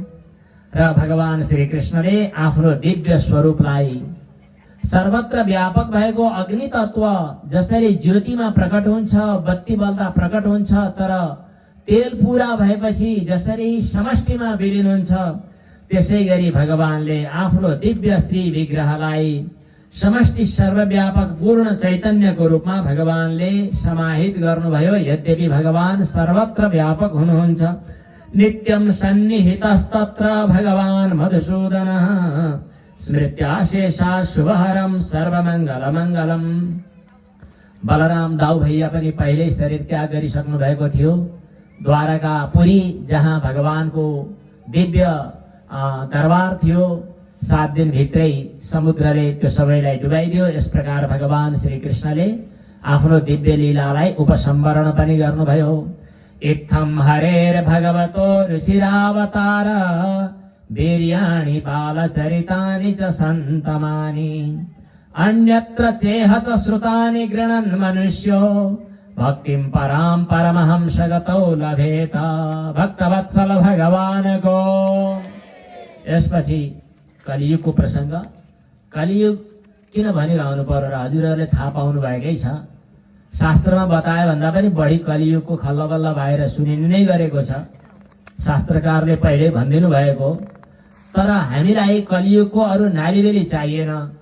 यो कलियुगमा जताततै अनर्थै अनर्थ, पापै पाप फैलिएको बेला हाम्रो कल्याण कसरी हुन्छ, यो कुरा चाहियो। सुखदेवजी महाराजले बताउनु भएको छ, कलियुगमा सबैभन्दा महत्त्वपूर्ण कल्याणको साधन भनेको भगवान नाम संकीर्तन हो। कलेर दोष निधे राजन अस्ति हेको महान गुणः कीर्तनादेव कृष्णस्य मुक्त संगः परं व्रजेत्। कृते यध्यायतो विष्णुं त्रेतायां यजतो मखैः द्वापरे परिचर्यायां कलौ तद हरि कीर्तनात्। पतित पावन भगवन् नाम को, भक्तवत्सल भगवान को। हरे राम राम राम हरे हरे, हरे कृष्ण कृष्ण कृष्ण हरे हरे। इति षोडशकं नाम्नां कलिकल्मषनाशनम्। कलिकल्मषनाशका निमित्त भगवानका ईश्वर नामहरू नित्य निरन्तर जप गर्नु। अरू मन्त्र जप गर्न गुरुको उपदेश आवश्यक पर्न सक्छ, तर यी भगवानका नाम मन्त्र जप गर्नका लागि आज हजुरले सुन्नुभयो यत्तिकै स्वीकार गर्दा पनि हुन्छ। कम्तीमा प्रत्येक दिन एक माला त साह्रै न्यूनतम कुरा गरेको हो, धेरै आवश्यक छ। भगवानको यो षोडशक नाम पनि जप्न सकिन्छ। अरू दीक्षा ग्रहण गर्नुभएका, अरू नाम मन्त्र ग्रहण गर्नुभएकाहरूले आफ्नो गुरुबाट प्राप्त गरेको नाम, आफ्नो स्वसम्प्रदायबाट प्राप्त भएको भगवान नाम, भगवत मन्त्रको जप गर्नुपर्छ। तर जप भनेको जात राख्न, ऊ चुलोमा चौकोमा बसेर गरिने, एकछिन गरिने अनि त्यहाँबाट उठेर कपडा टकटक्याएर अनि बाहिर अनर्थ गर्दै हिँड्ने, यसो होइन। बाटोमा हिँड्दा पनि जेसुकै गर्दा पनि अपवित्र अवस्थामा पनि जहिले सुकै पनि भगवानका नामको जप गर्न सकिन्छ। त्यो अभ्यास गर्नु, याद गर्नु, केही महिनामा नै आफ्नो जीवनमा अलौकिक परिवर्तन भएको महसुस हुनेछ। हरेर नामैव नामैव नामैव मम जीवनम कलौ नास्तेव नास्तेव नास्तेव गतिरन्यथा। 4 किसिमका प्रलयहरू वेद अनि त्यसपछि चाहिँ अन्तिममा कैवल्य मोक्षको प्रसंग इत्यादि कुराहरू बताउँदै राजा परीक्षितलाई सुखदेव स्वामीले भन्नुभयो, तपाईले आफूलाई मर्छु पो भन्ने ठान्नु भएको छ कि क्या हो राजन? यो मर्छु भन्ने ठान्ने त पशुले हो, शरीर भए मरिन्छ। हजुरको शरीर हो, हजुर जन्मिया हो। गलत कुरा नगर्नुहोस्, नढाँट्नुहोस्। साँच्चै जन्मिनु भयो हजुर, हजुरको शरीर पो जन्मिया हो। हजुर को पनि कसरी भन्ने रे? यो पञ्चमहाभूतको आफ्नो नातो छैन त्यहाँ। घैँटो फुटेपछि घैँटाभित्रको आकाश के गर्छ नि? महान आकाशमा मिल्छ। सर्वव्यापक सर्वान्तर्यामी पूर्ण ब्रह्म परमात्मा हामी सबै जीवात्माका मूल आधार हुनुहुन्छ, अधिष्ठान हुनुहुन्छ, सर्वत्र व्यापक हुनुहुन्छ। हामीमा जीवभाव समाप्त भएपछि हाम्रो मूल गति के हो? वही परमात्मा हो। यो देहमा अभिमान गरेर अल्मलिएर बस्दा म मरे भनेर टाउको दुखाउनुहुन्छ। तपाईँ सर्पले डस्ने भयो भनेर। के को सर्पले डस्ने? तपाईको थाहा छ? याद गर्नु भएको छ? सुन्नुहोस्, अहम ब्रह्म परम धाम ब्रह्माहम परमं पदम एवं समीक्षन् आत्मानं आत्मन्याधाय निष्कले। आफूलाई वास्तविक आफ्नो स्वरूप के हो भनेर अनुभव गर्नुभयो भने तपाईलाई शरीरलाई सर्पले डसेको तपाईले थाहै पाउनु हुने छैन, वास्तै गर्नु हुने छैन। अब हजुरले आफ्नो स्वस्वरूपको अनुभव गर्नुहोस् भनेपछि राजा एकदम छ्याङ्ग हुनुभयो। राजाले भन्नुभयो, म हजुरको कृपाद्वारा सिद्ध भए, अनुग्रहको अधिकारी बने। हजुरलाई धेरै धेरै कृतज्ञता आभार प्रकट गर्दछु। हजुरको जब कृपा प्राप्त भयो मैले यो अनुभव गरेँ। अब मलाई तक्षकसँग डर छैन, सर्पले डसेर मरुला भन्ने डर छैन। बरु मलाई आज्ञा दिनुहोस्, म अब त्यो साधनामा लाग्छु भन्नुभयो। सुखदेवजी महाराजले तथास्तु भनेर उठेर सुखदेवजी महाराज प्रस्थान गर्नुभयो। श्री सुखदेवजी महाराजको। राजा परीक्षित गंगाको किनारमा पलेटी कसेर आँखा चिम्लेर साधनामा लवलीन हुनुभयो। प्राकुले भरिष्यासीनो गंगाकुल औदङ्मुखः ब्रह्मभूतः महायोगी निस्सङ्गश्छिन्न संशय। सम्पूर्ण आसक्तिको जालो काटेर आफूलाई परमात्मामा लीन गरिदिइसकेपछि उहाँ स्वयं ब्रह्मीभूत हुनुभयो। अब त्यसपछि राजा परीक्षितको त मुक्ति भइ नै हाल्यो। तर उतापट्टि तक्षकले 7 दिनभित्र डस्नु पर्ने थियो। तक्षकले डस्नका लागि आयो। उसलाई विभिन्न बहानामा फिर्ता गर्न खोजिएको थियो, फिर्ता भएन। विष हरण गर्ने कश्यप ऋषिलाई पनि धन सम्पत्ति दिएर तक्षकले फिर्ता गराइदियो। अनि ऊ एउटा ब्राह्मणको वेशभूषा लिएर भित्र प्रवेश गरेर अनि डस्न खोज्यो। यद्यपि देवी भागवतको कथा भिन्न छ। त्यहाँभन्दा अगाडि नै राजा परीक्षित मुक्त भइसक्नु भएको थियो। तर राजा परीक्षितको शरीरलाई तक्षकले स्पर्श गर्यो। स्पर्श गर्दा शरीर त भस्म भयो। अरूले हाहाकार मचाए। तर राजा परीक्षित पहिले मुक्त भइसक्नु भएको थियो। हाम्रा बाबालाई त सर्पले डसेर मार्यो भनेर राजा जनमेजयले यज्ञ गरे। त्यो यज्ञ गरेर सर्पलाई होमेर केही हुनेवाला छैन। पछि सर्प यज्ञबाट निवृत्त भए। यस प्रकार राजा परीक्षितले मोक्ष प्राप्त गर्नुभएको श्रीमद् भागवत श्रवणद्वारा मोक्ष प्राप्त गर्नुभएको प्रसंग पूर्ण भयो। अब वेद पुरुष भगवानको अवतरण कसरी भयो, याज्ञवल्क्य ऋषिले कसरी सूर्यबाट वेद पढ्नुभयो र वेदव्यासले यी वेदको विभाजन कसरी गर्नुभयो, पुराणहरू के हुन्, यी कथाहरू पनि आएका छन्। मार्कण्डेय मुनिले भगवान नरनारायणको उपासना गर्नुभएको तर मायाको दर्शन गर्न चाहँदा अल्मलिनु भएको प्रसंग। पछि मायापति भगवानको शरणमा गएर मायातीत भगवानलाई प्राप्त गर्नुभयो। भगवान शिवजीले पनि कृपा गरेर दर्शन दिनुभयो। भगवानका विभिन्न अंग आयुधहरूको वर्णन गर्दै 12 महिनामा द्वादशात्मा भगवान सूर्यले अलग अलग समयमा अलग अलग ढंगले यो पृथ्वीको परिभ्रमण गरिरहनु भएको छ भन्दै अन्त्यमा श्रीमद् भागवतको सुरुदेखि आजसम्म भएका प्रसंगहरूको संक्षिप्त सारांश वर्णन गरिएको छ। प्रथम स्कन्ध अधिकार स्कन्ध हो, जहाँ 3 किसिमका वक्ता श्रोताहरूको चर्चा छ। सुत सौनकादि मुनीश्वरहरूको, अनि नारद मुनि र वेदव्यासको, राजा परीक्षितको पूर्व जन्म वृत्तान्त सहित श्रीमद् भागवत श्रवणका निमित्त अभिमुख हुनुभएको प्रसङ्ग।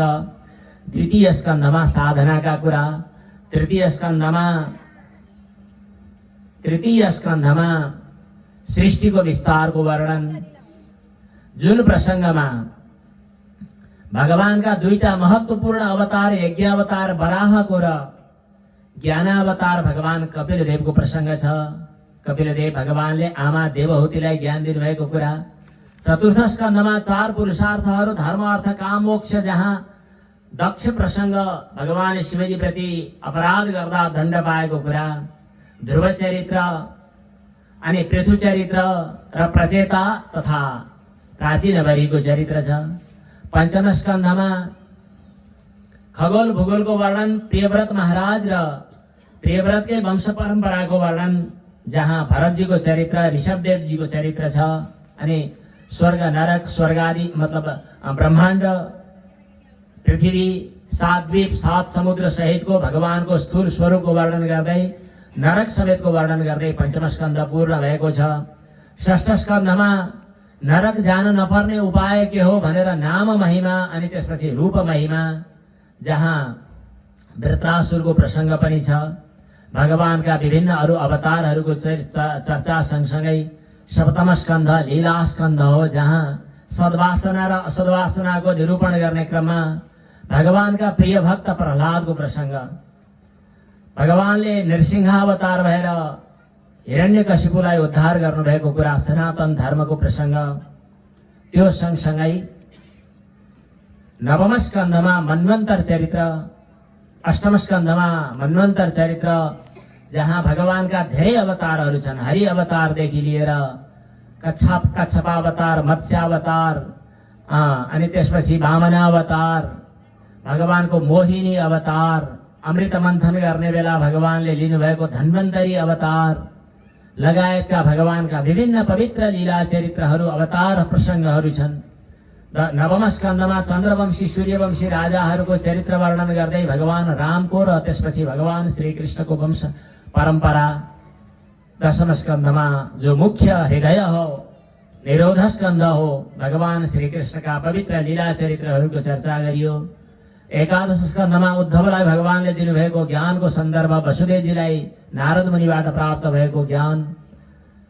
द्वादश स्कन्धमा नामको महिमा, कलियुगको प्रसङ्ग, राजा परीक्षित मोक्ष भएको प्रसङ्ग, अनि वेद पुरुष भगवानको अवतरणको प्रसङ्ग र हरेक ठाउँमा भगवानका पवित्र लीला चरित्रहरूको रहस्य वर्णन गरिएको छ। यहाँ कतै छन्दोभङ्ग भए पनि, रस अलङ्कारहरू नमिले पनि, भगवत भक्तिको रहस्य प्रकट हुने भएको हुनाले सन्त महात्माहरूलाई मनपर्ने अत्यन्त पवित्र, अत्यन्त रसिलो र सधैँ नयाँ नयाँ लाग्ने भगवत भक्तिलाई सम्वर्धन गर्ने भागवत कथारूपी अमृत छताछुल्ल प्रवाहित भएको छ।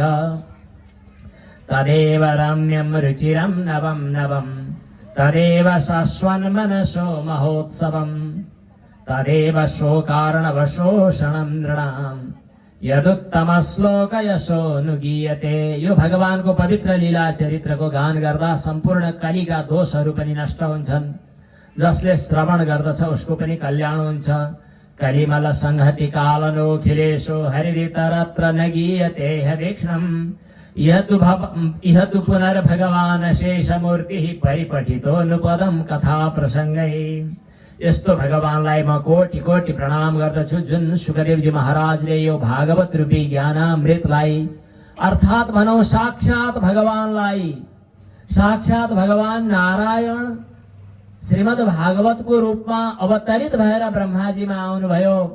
ब्रह्माजीबाट देवर्षि नारद मुनिमा अवतरित हुनुभयो। नारद मुनिबाट वेदव्यासमा आउनुभयो। वेदव्यासबाट श्री सुखदेवजीको साथमा अवतरित हुनुभयो। त्यही परम्पराबाट आजसम्म गुरु परम्पराबाट यहाँ पनि भागवत ज्ञान गंगा प्रवाहित हुनुभएको छ।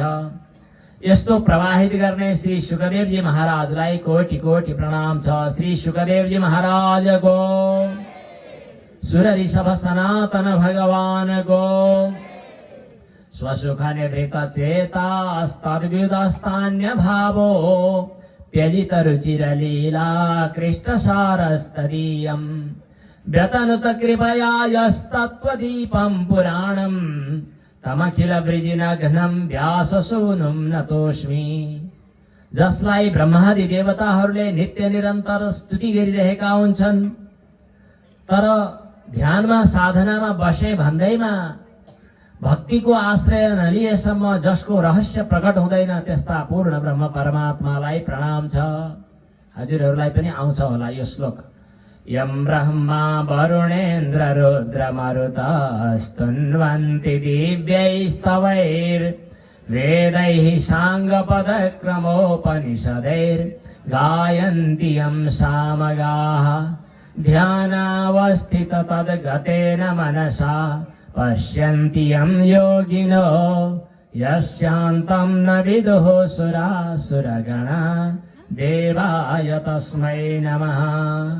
कच्छपावतार भगवान जसले यो सम्पूर्ण ब्रह्माण्ड खण्डलाई आफ्नो पिठ्युमा राख्दा अलिकति पनि यसो चिलाइ मेटे जस्तो मात्रै महसुस गरिरहनु भएको छ। वेद पुरुष भगवानको रक्षार्थ जसले अवतार लिनुभएको छ यस्ता भगवानलाई प्रणाम छ। एकैछिन केही नगरौँ, पछि समय हुन्छ, केही गर्नु पर्दैन।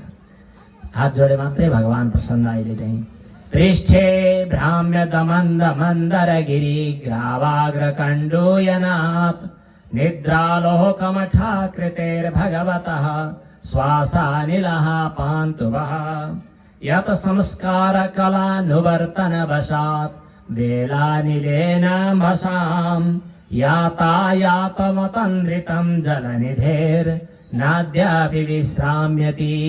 यसो भन्दै अरु पुराणहरूको रहस्य पनि बताउनु भयो र भन्नुभयो यो सर्वप्रथम भगवान नारायणले ब्रह्माजीलाई उपदेश गर्नुभएको अर्थात् भगवान स्वयं अवतरित हुनुभएको। किन ओर्लिनु भयो भगवान?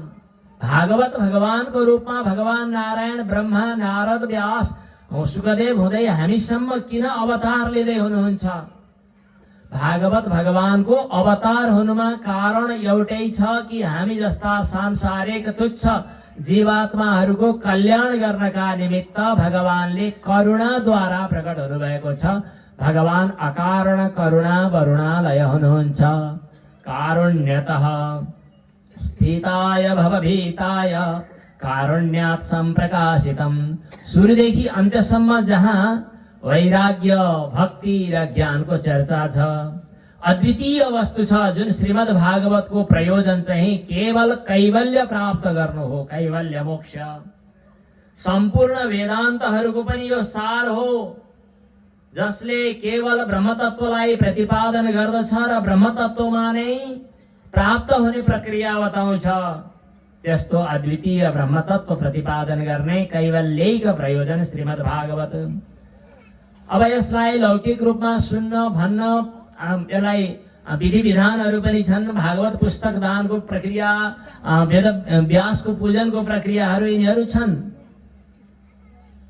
अरू पुराणहरू तबसम्म चम्किन्छन्, 18 पुराण भनिन्छ, तर जब भागवत सुनिन्छ तब भागवतद्वारा यति धेरै आनन्दको अनुभव हुन्छ कि यहाँ अद्वितीय वस्तु तत्वको अनुभव हुन्छ। भक्तवत्सल भगवानको सम्पूर्ण वेदान्तको सार श्रीमद् भागवत सुनिसकेपछि भागवत रसामृतबाट तृप्त भएका व्यक्तिलाई अन्यत्र कहीँ प्रसन्नता हुँदैन। जसरी नदीहरूमध्ये गङ्गाजी श्रेष्ठ हुनुहुन्छ, देवताहरूमध्ये अच्युत भगवान श्रेष्ठ हुनुहुन्छ, भगवत भक्तहरूमध्ये भगवान शम्भु सर्वश्रेष्ठ हुनुहुन्छ, त्यस्तै सबै पुराणहरूमध्ये यो श्रीमद् भागवत सर्वश्रेष्ठ छ। सबै क्षेत्रहरूमध्ये काशी श्रेष्ठ भए जस्तै भागवत सर्वश्रेष्ठ छ। यो त भगवानका भक्तहरूको त निजी सम्पत्ति हो। भागवतलाई सम्पत्ति ठान्यो भने त्यो भगवानको भक्त। भागवत स्वयं बन्ने चिज हो भनेर अघि भन्नुभएको थियो, सुनेर टकटकिएर हिँड्ने चिज होइन रहेछ। हामीले पूर्व प्रसङ्गमा चर्चा गरिसक्यौं। एउटा त्यो तुच्छ धुन्धुकारीले त भागवत सुनिसकेपछि ऊ स्वयं भागवत बन्यो। दिव्य रूप धरह स्रग्वी। ऊ उसमा पनि भागवत स्वरूप प्रकट भयो। हाम्रा व्यवहारले, हाम्रा खानपिनले, हाम्रा आचरणले, हाम्रो दिनचर्याले, हाम्रो बोली वचनले हाम्रा लक्षणहरू प्रकट हुन्छन्। यदि हामीमा त्यो भगवत भाव, भागवत धर्मको अनुसरण गर्ने प्रक्रिया सुरु भयो भने हामीबाट अरूले पनि त्यो अनुसरण, त्यो शिक्षण, किनभने हामीमा त्यो भाव प्रकट भयो भने त्यो भावको प्रभाव धेरै ठुलो हुन्छ। श्रीमद् भागवत यो त भगवानका भक्तहरूको प्रिय सम्पत्ति हो। श्रीमद् भागवतं पुराणममलं यद् वैष्णवानां प्रियं यस्मिन् पारमहंस्यमेकममलं ज्ञानं परं गीयते यत्र ज्ञानविरागभक्तिसहितं नैष्कर्म्यमाविष्कृतं तच्छृण्वन् विपठन् विचारणपरो भक्त्या विमुच्येन्नरः कस्मै येन विभासितोऽयमतुलो ज्ञानप्रदीपः पुरा। यो त बत्ती पो हो त, एउटा बत्तीबाट अर्को बत्ती सल्किए झैं भगवान नारायणले ब्रह्माजीलाई सल्काउनु भयो। त्यही परम्पराबाट आज हजुर हामीसम्म आइपुगेको ज्ञान दीप, अध्यात्म दीप, जुन भगवानको कृपाबाट यो अध्यात्म ज्ञान दीप हाम्रो हृदयसम्म आइपुगेको छ, त्यस्ता परम सत्य स्वरूप भगवानलाई प्रणाम छ। सत्यम परम धीमहि। भगवान वासुदेवलाई प्रणाम छ। त्यस्तै सद्गुरु सुखदेव रूपमा अवतरित हुनुभएका योगीश्वर भगवानलाई प्रणाम छ। जुन योगीश्वर श्री सुखदेवजी महाराजले संसार रूपी सर्पले डसिन लागेका राजा परीक्षितलाई मुक्त गराइदिनु भयो। संसार रूपी सर्पले त हजुर हामीलाई पनि डसेको छ, तर हामीमा परीक्षित बुद्धि छैन। भगवान कहाँ हुनुहोला, कहिले दर्शन पाउला भनेर परीक्षण गर्ने बुद्धि यदि भएमा हामीमाथि पनि भगवानको कृपा हुनेछ। र अन्त्यमा भगवान प्रति प्रार्थना गर्दै हात जोडेर भन्नु पर्दछ, भवे भवे यथा भक्ति। जति जति जन्म लिनु परे पनि केही छैन, हजुरको श्री चरणमा नित्य निरन्तर भक्ति लागिरहोस्। हात जोडेर हजुरहरूले पनि आँखा चिम्लिएर एकपटक यो अन्तिम श्रीमद् भागवत भगवानको मूल मन्त्र हजुरहरूले पनि जप गर्नुहोस्, पारायण गर्नुहोस्। म अगाडि भन्छु। भवे भवे यथा भक्तिः पादयोस्तव जायते तथा कुरुष्व देवेश नाथस्त्वं नो यतः प्रभो। नाम संकीर्तनं यस्य सर्वपाप प्रणाशनं प्रणामो दुःख शमनं तं नमामि हरिं परम। जति जति जन्म लिनु परे पनि केही छैन, तर हजुरको चरण कमलमा नित्य निरन्तर भक्ति लागिरहोस्। यही कृपा बक्सियोस् भगवान। हजुरसँग अरू मैले के पो माग्न सक्छु र मैले के पो आशा अपेक्षा राखौँ र म हजुरको बन्न सकूँ, हजुर मेरो बनाउन सकूँ हजुरलाई, यति नै हो। नाम संकीर्तनम यस्य, जसको हजुरको नाम संकीर्तन गर्नाले सम्पूर्ण पापहरू नष्ट हुन्छन् र जुन हजुरलाई प्रणाम गर्नाले सम्पूर्ण दुःखहरू शान्त हुन्छन्, त्यस्तो हजुरलाई म प्रणाम गर्दछु भन्दै श्रीमद् भागवत पूर्ण हुन्छ। तर श्रीमद् भागवतलाई पूर्ण गरेर सकेर छोड्ने इच्छा हुँदैन। त्यसैले अब फेरि श्रीमद् भागवत सुरु गर्ने, सप्ताह फेरि सुरु गर्दा के हुन्छ होला, हजुरहरूलाई अलि अप्ठ्यारो हुन्छ कि जेसुकै होस्। भागवत शुभारम्भ भयो। जन्माद्यस्य यतोऽन्वयादितरतश्चार्थेष्वभिज्ञः स्वराट् तेने ब्रह्महृदाय आदिकवये मुह्यन्ति यतः सूरयः। तेजो वारिमृदां यथा विनिमयो यत्र त्रिसर्गो मृषा धाम्ना स्वेन सदा निरस्तकुहकं सत्यं परं धीमहि।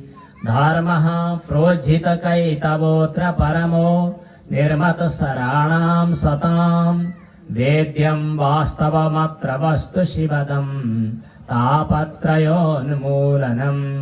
श्रीमद्भागवते महामुनिकृते किं वा परैरीश्वरः सद्यो हृद्यवरुध्यते प्रकृतिभिः शुश्रूषुभिस्तत्क्षणात् निगमकल्पतरोर्गलितं फलम् सुखमुखादमृतद्रवसंयुतम् पिबत भागवतं रसमालयम् मुहुरहो रसिका भुवि भावुका। हे रसिक भावुक जनहरू हो, नित्य निरन्तर भागवत रसामृतको पान गरिरहनुहोस्। यही प्रार्थना सहित जुन सद्गुरुदेवको कृपाले यो श्रीमद् भागवत रूपी अमृतलाई स्पर्श गर्नका निमित्त यद्यपि के सामर्थ्य थियो र अभिप्रेरित गरिदिनु भयो र यो तुच्छ व्यक्तिले पनि श्रीमद् भागवतको स्पर्श गर्ने एउटा सुअवसर प्राप्त गर्यो। सद्गुरुदेव भगवानलाई, सद्गुरुदेव रूपी भगवानलाई प्रणाम गर्दछु। मेरो पिताजी नै मेरो गुरु हुनुहुन्छ र गुरुजी पिताजीबाटै मैले प्राप्त गरेँ। सबै जे पढेँ आजसम्म मेरो पिताजी जो आज हुनुहुन्न, तर पनि उहाँले दिनुभएको प्रेरणा र उहाँले दिनुभएको जुन एउटा गुरु परम्परा छ, त्यही गुरु परम्परालाई नै अवलम्बन गर्दै श्रीमद् भागवत रूपी अमृतलाई यथाशक्ति यथामति स्पर्श गर्ने सुअवसर प्राप्त भयो।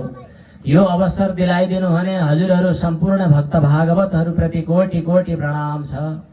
भगवान स्वयंले भन्नुभएको छ, अनुव्रजाम्यहं नित्यं पूयेय त्यङ्घ्रिरेणुभिः। जुन भक्तहरूको त्यो भक्तिद्वारा वशीभूत भएर भगवान स्वयं पनि भक्तहरूको चरणरजको पछि पछि लाग्छु भन्नुहुन्छ, त्यस्ता सम्पूर्ण हजुरहरू जसले आफ्नो हृदयमा त्यो भगवत भावलाई स्थापित गर्नुभएको छ, जीवन भागवतमय बनाउनु भएको छ, यस्ता सम्पूर्ण हजुरहरूलाई प्रणाम छ, कोटि कोटि प्रणाम छ। र यस हजुरहरूको निष्ठाबाट अरू पनि हजुरका परिवारजनका, हाम्रो आयोजक विदुरजी, माता विष्णुदेवीजी, अनि पुत्रहरू, बुहारीहरू, अनि नातिहरू, अरू नातेदार इष्टमित्रहरू, सम्पूर्ण समुदाय जो पहिलेदेखि नै वैष्णव परम्परामा, साधनाको परम्परामा, भक्ति परम्परामा समर्पित हुनुहुन्छ, दीक्षित हुनुहुन्छ, तर त्यो निष्ठालाई निरन्तर कायम गरिरहनका लागि कतिखेर नजाने चित्तवृत्ति अन्यत्र बहिर्मुख हुने हो, सावधान भई नै रहनु पर्दछ।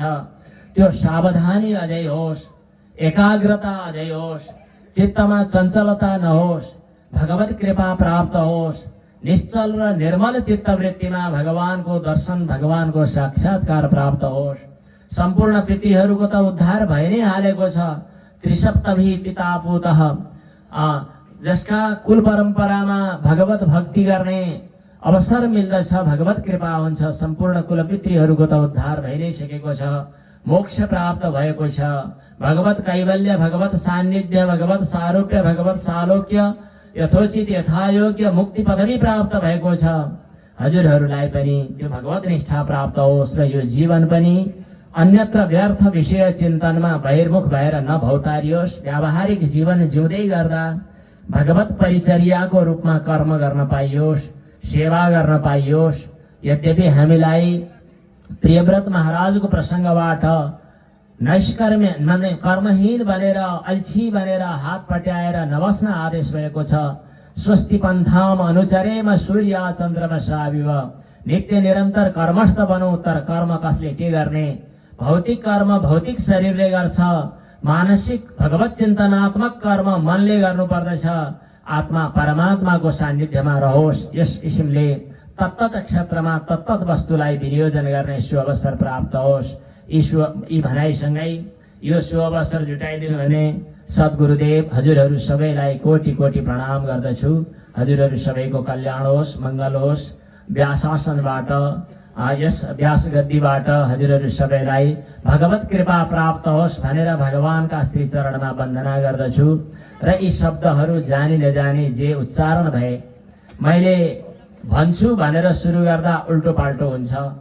मैले भगवानको स्मरण गर्छु, अब भन्न भनेका छन्, अब भगवान हजुरको कृपाबाट जे हुन्छ त्यही प्रकट होस् भनेर छोडिदियो भने यही मुखबाट पनि कहिलेकाहीँ भगवत कथामृत बाहिर प्रकट हुन्छ।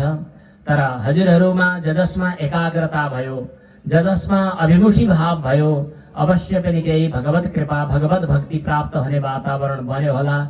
यदि त्यो भए हाम्रो जीवन पनि, यो परिश्रम पनि, यो समय यापन पनि यो कालक्षेप पनि कृतकृत्य हुने थियो, कृतकृत्य भयो होला भन्ने अपेक्षा सहित यस कार्यक्रममा यहाँ उपस्थित भएर हामीलाई कृतकृत्य बनाइदिनु भयो परम श्रद्धेय महाराज श्री जो केलादी घाटबाट पाल्नु भएको सबैको आस्थाको केन्द्र परम श्रद्धेय परम पूज्य परम वन्दनीय महाराज श्री आउनुभयो।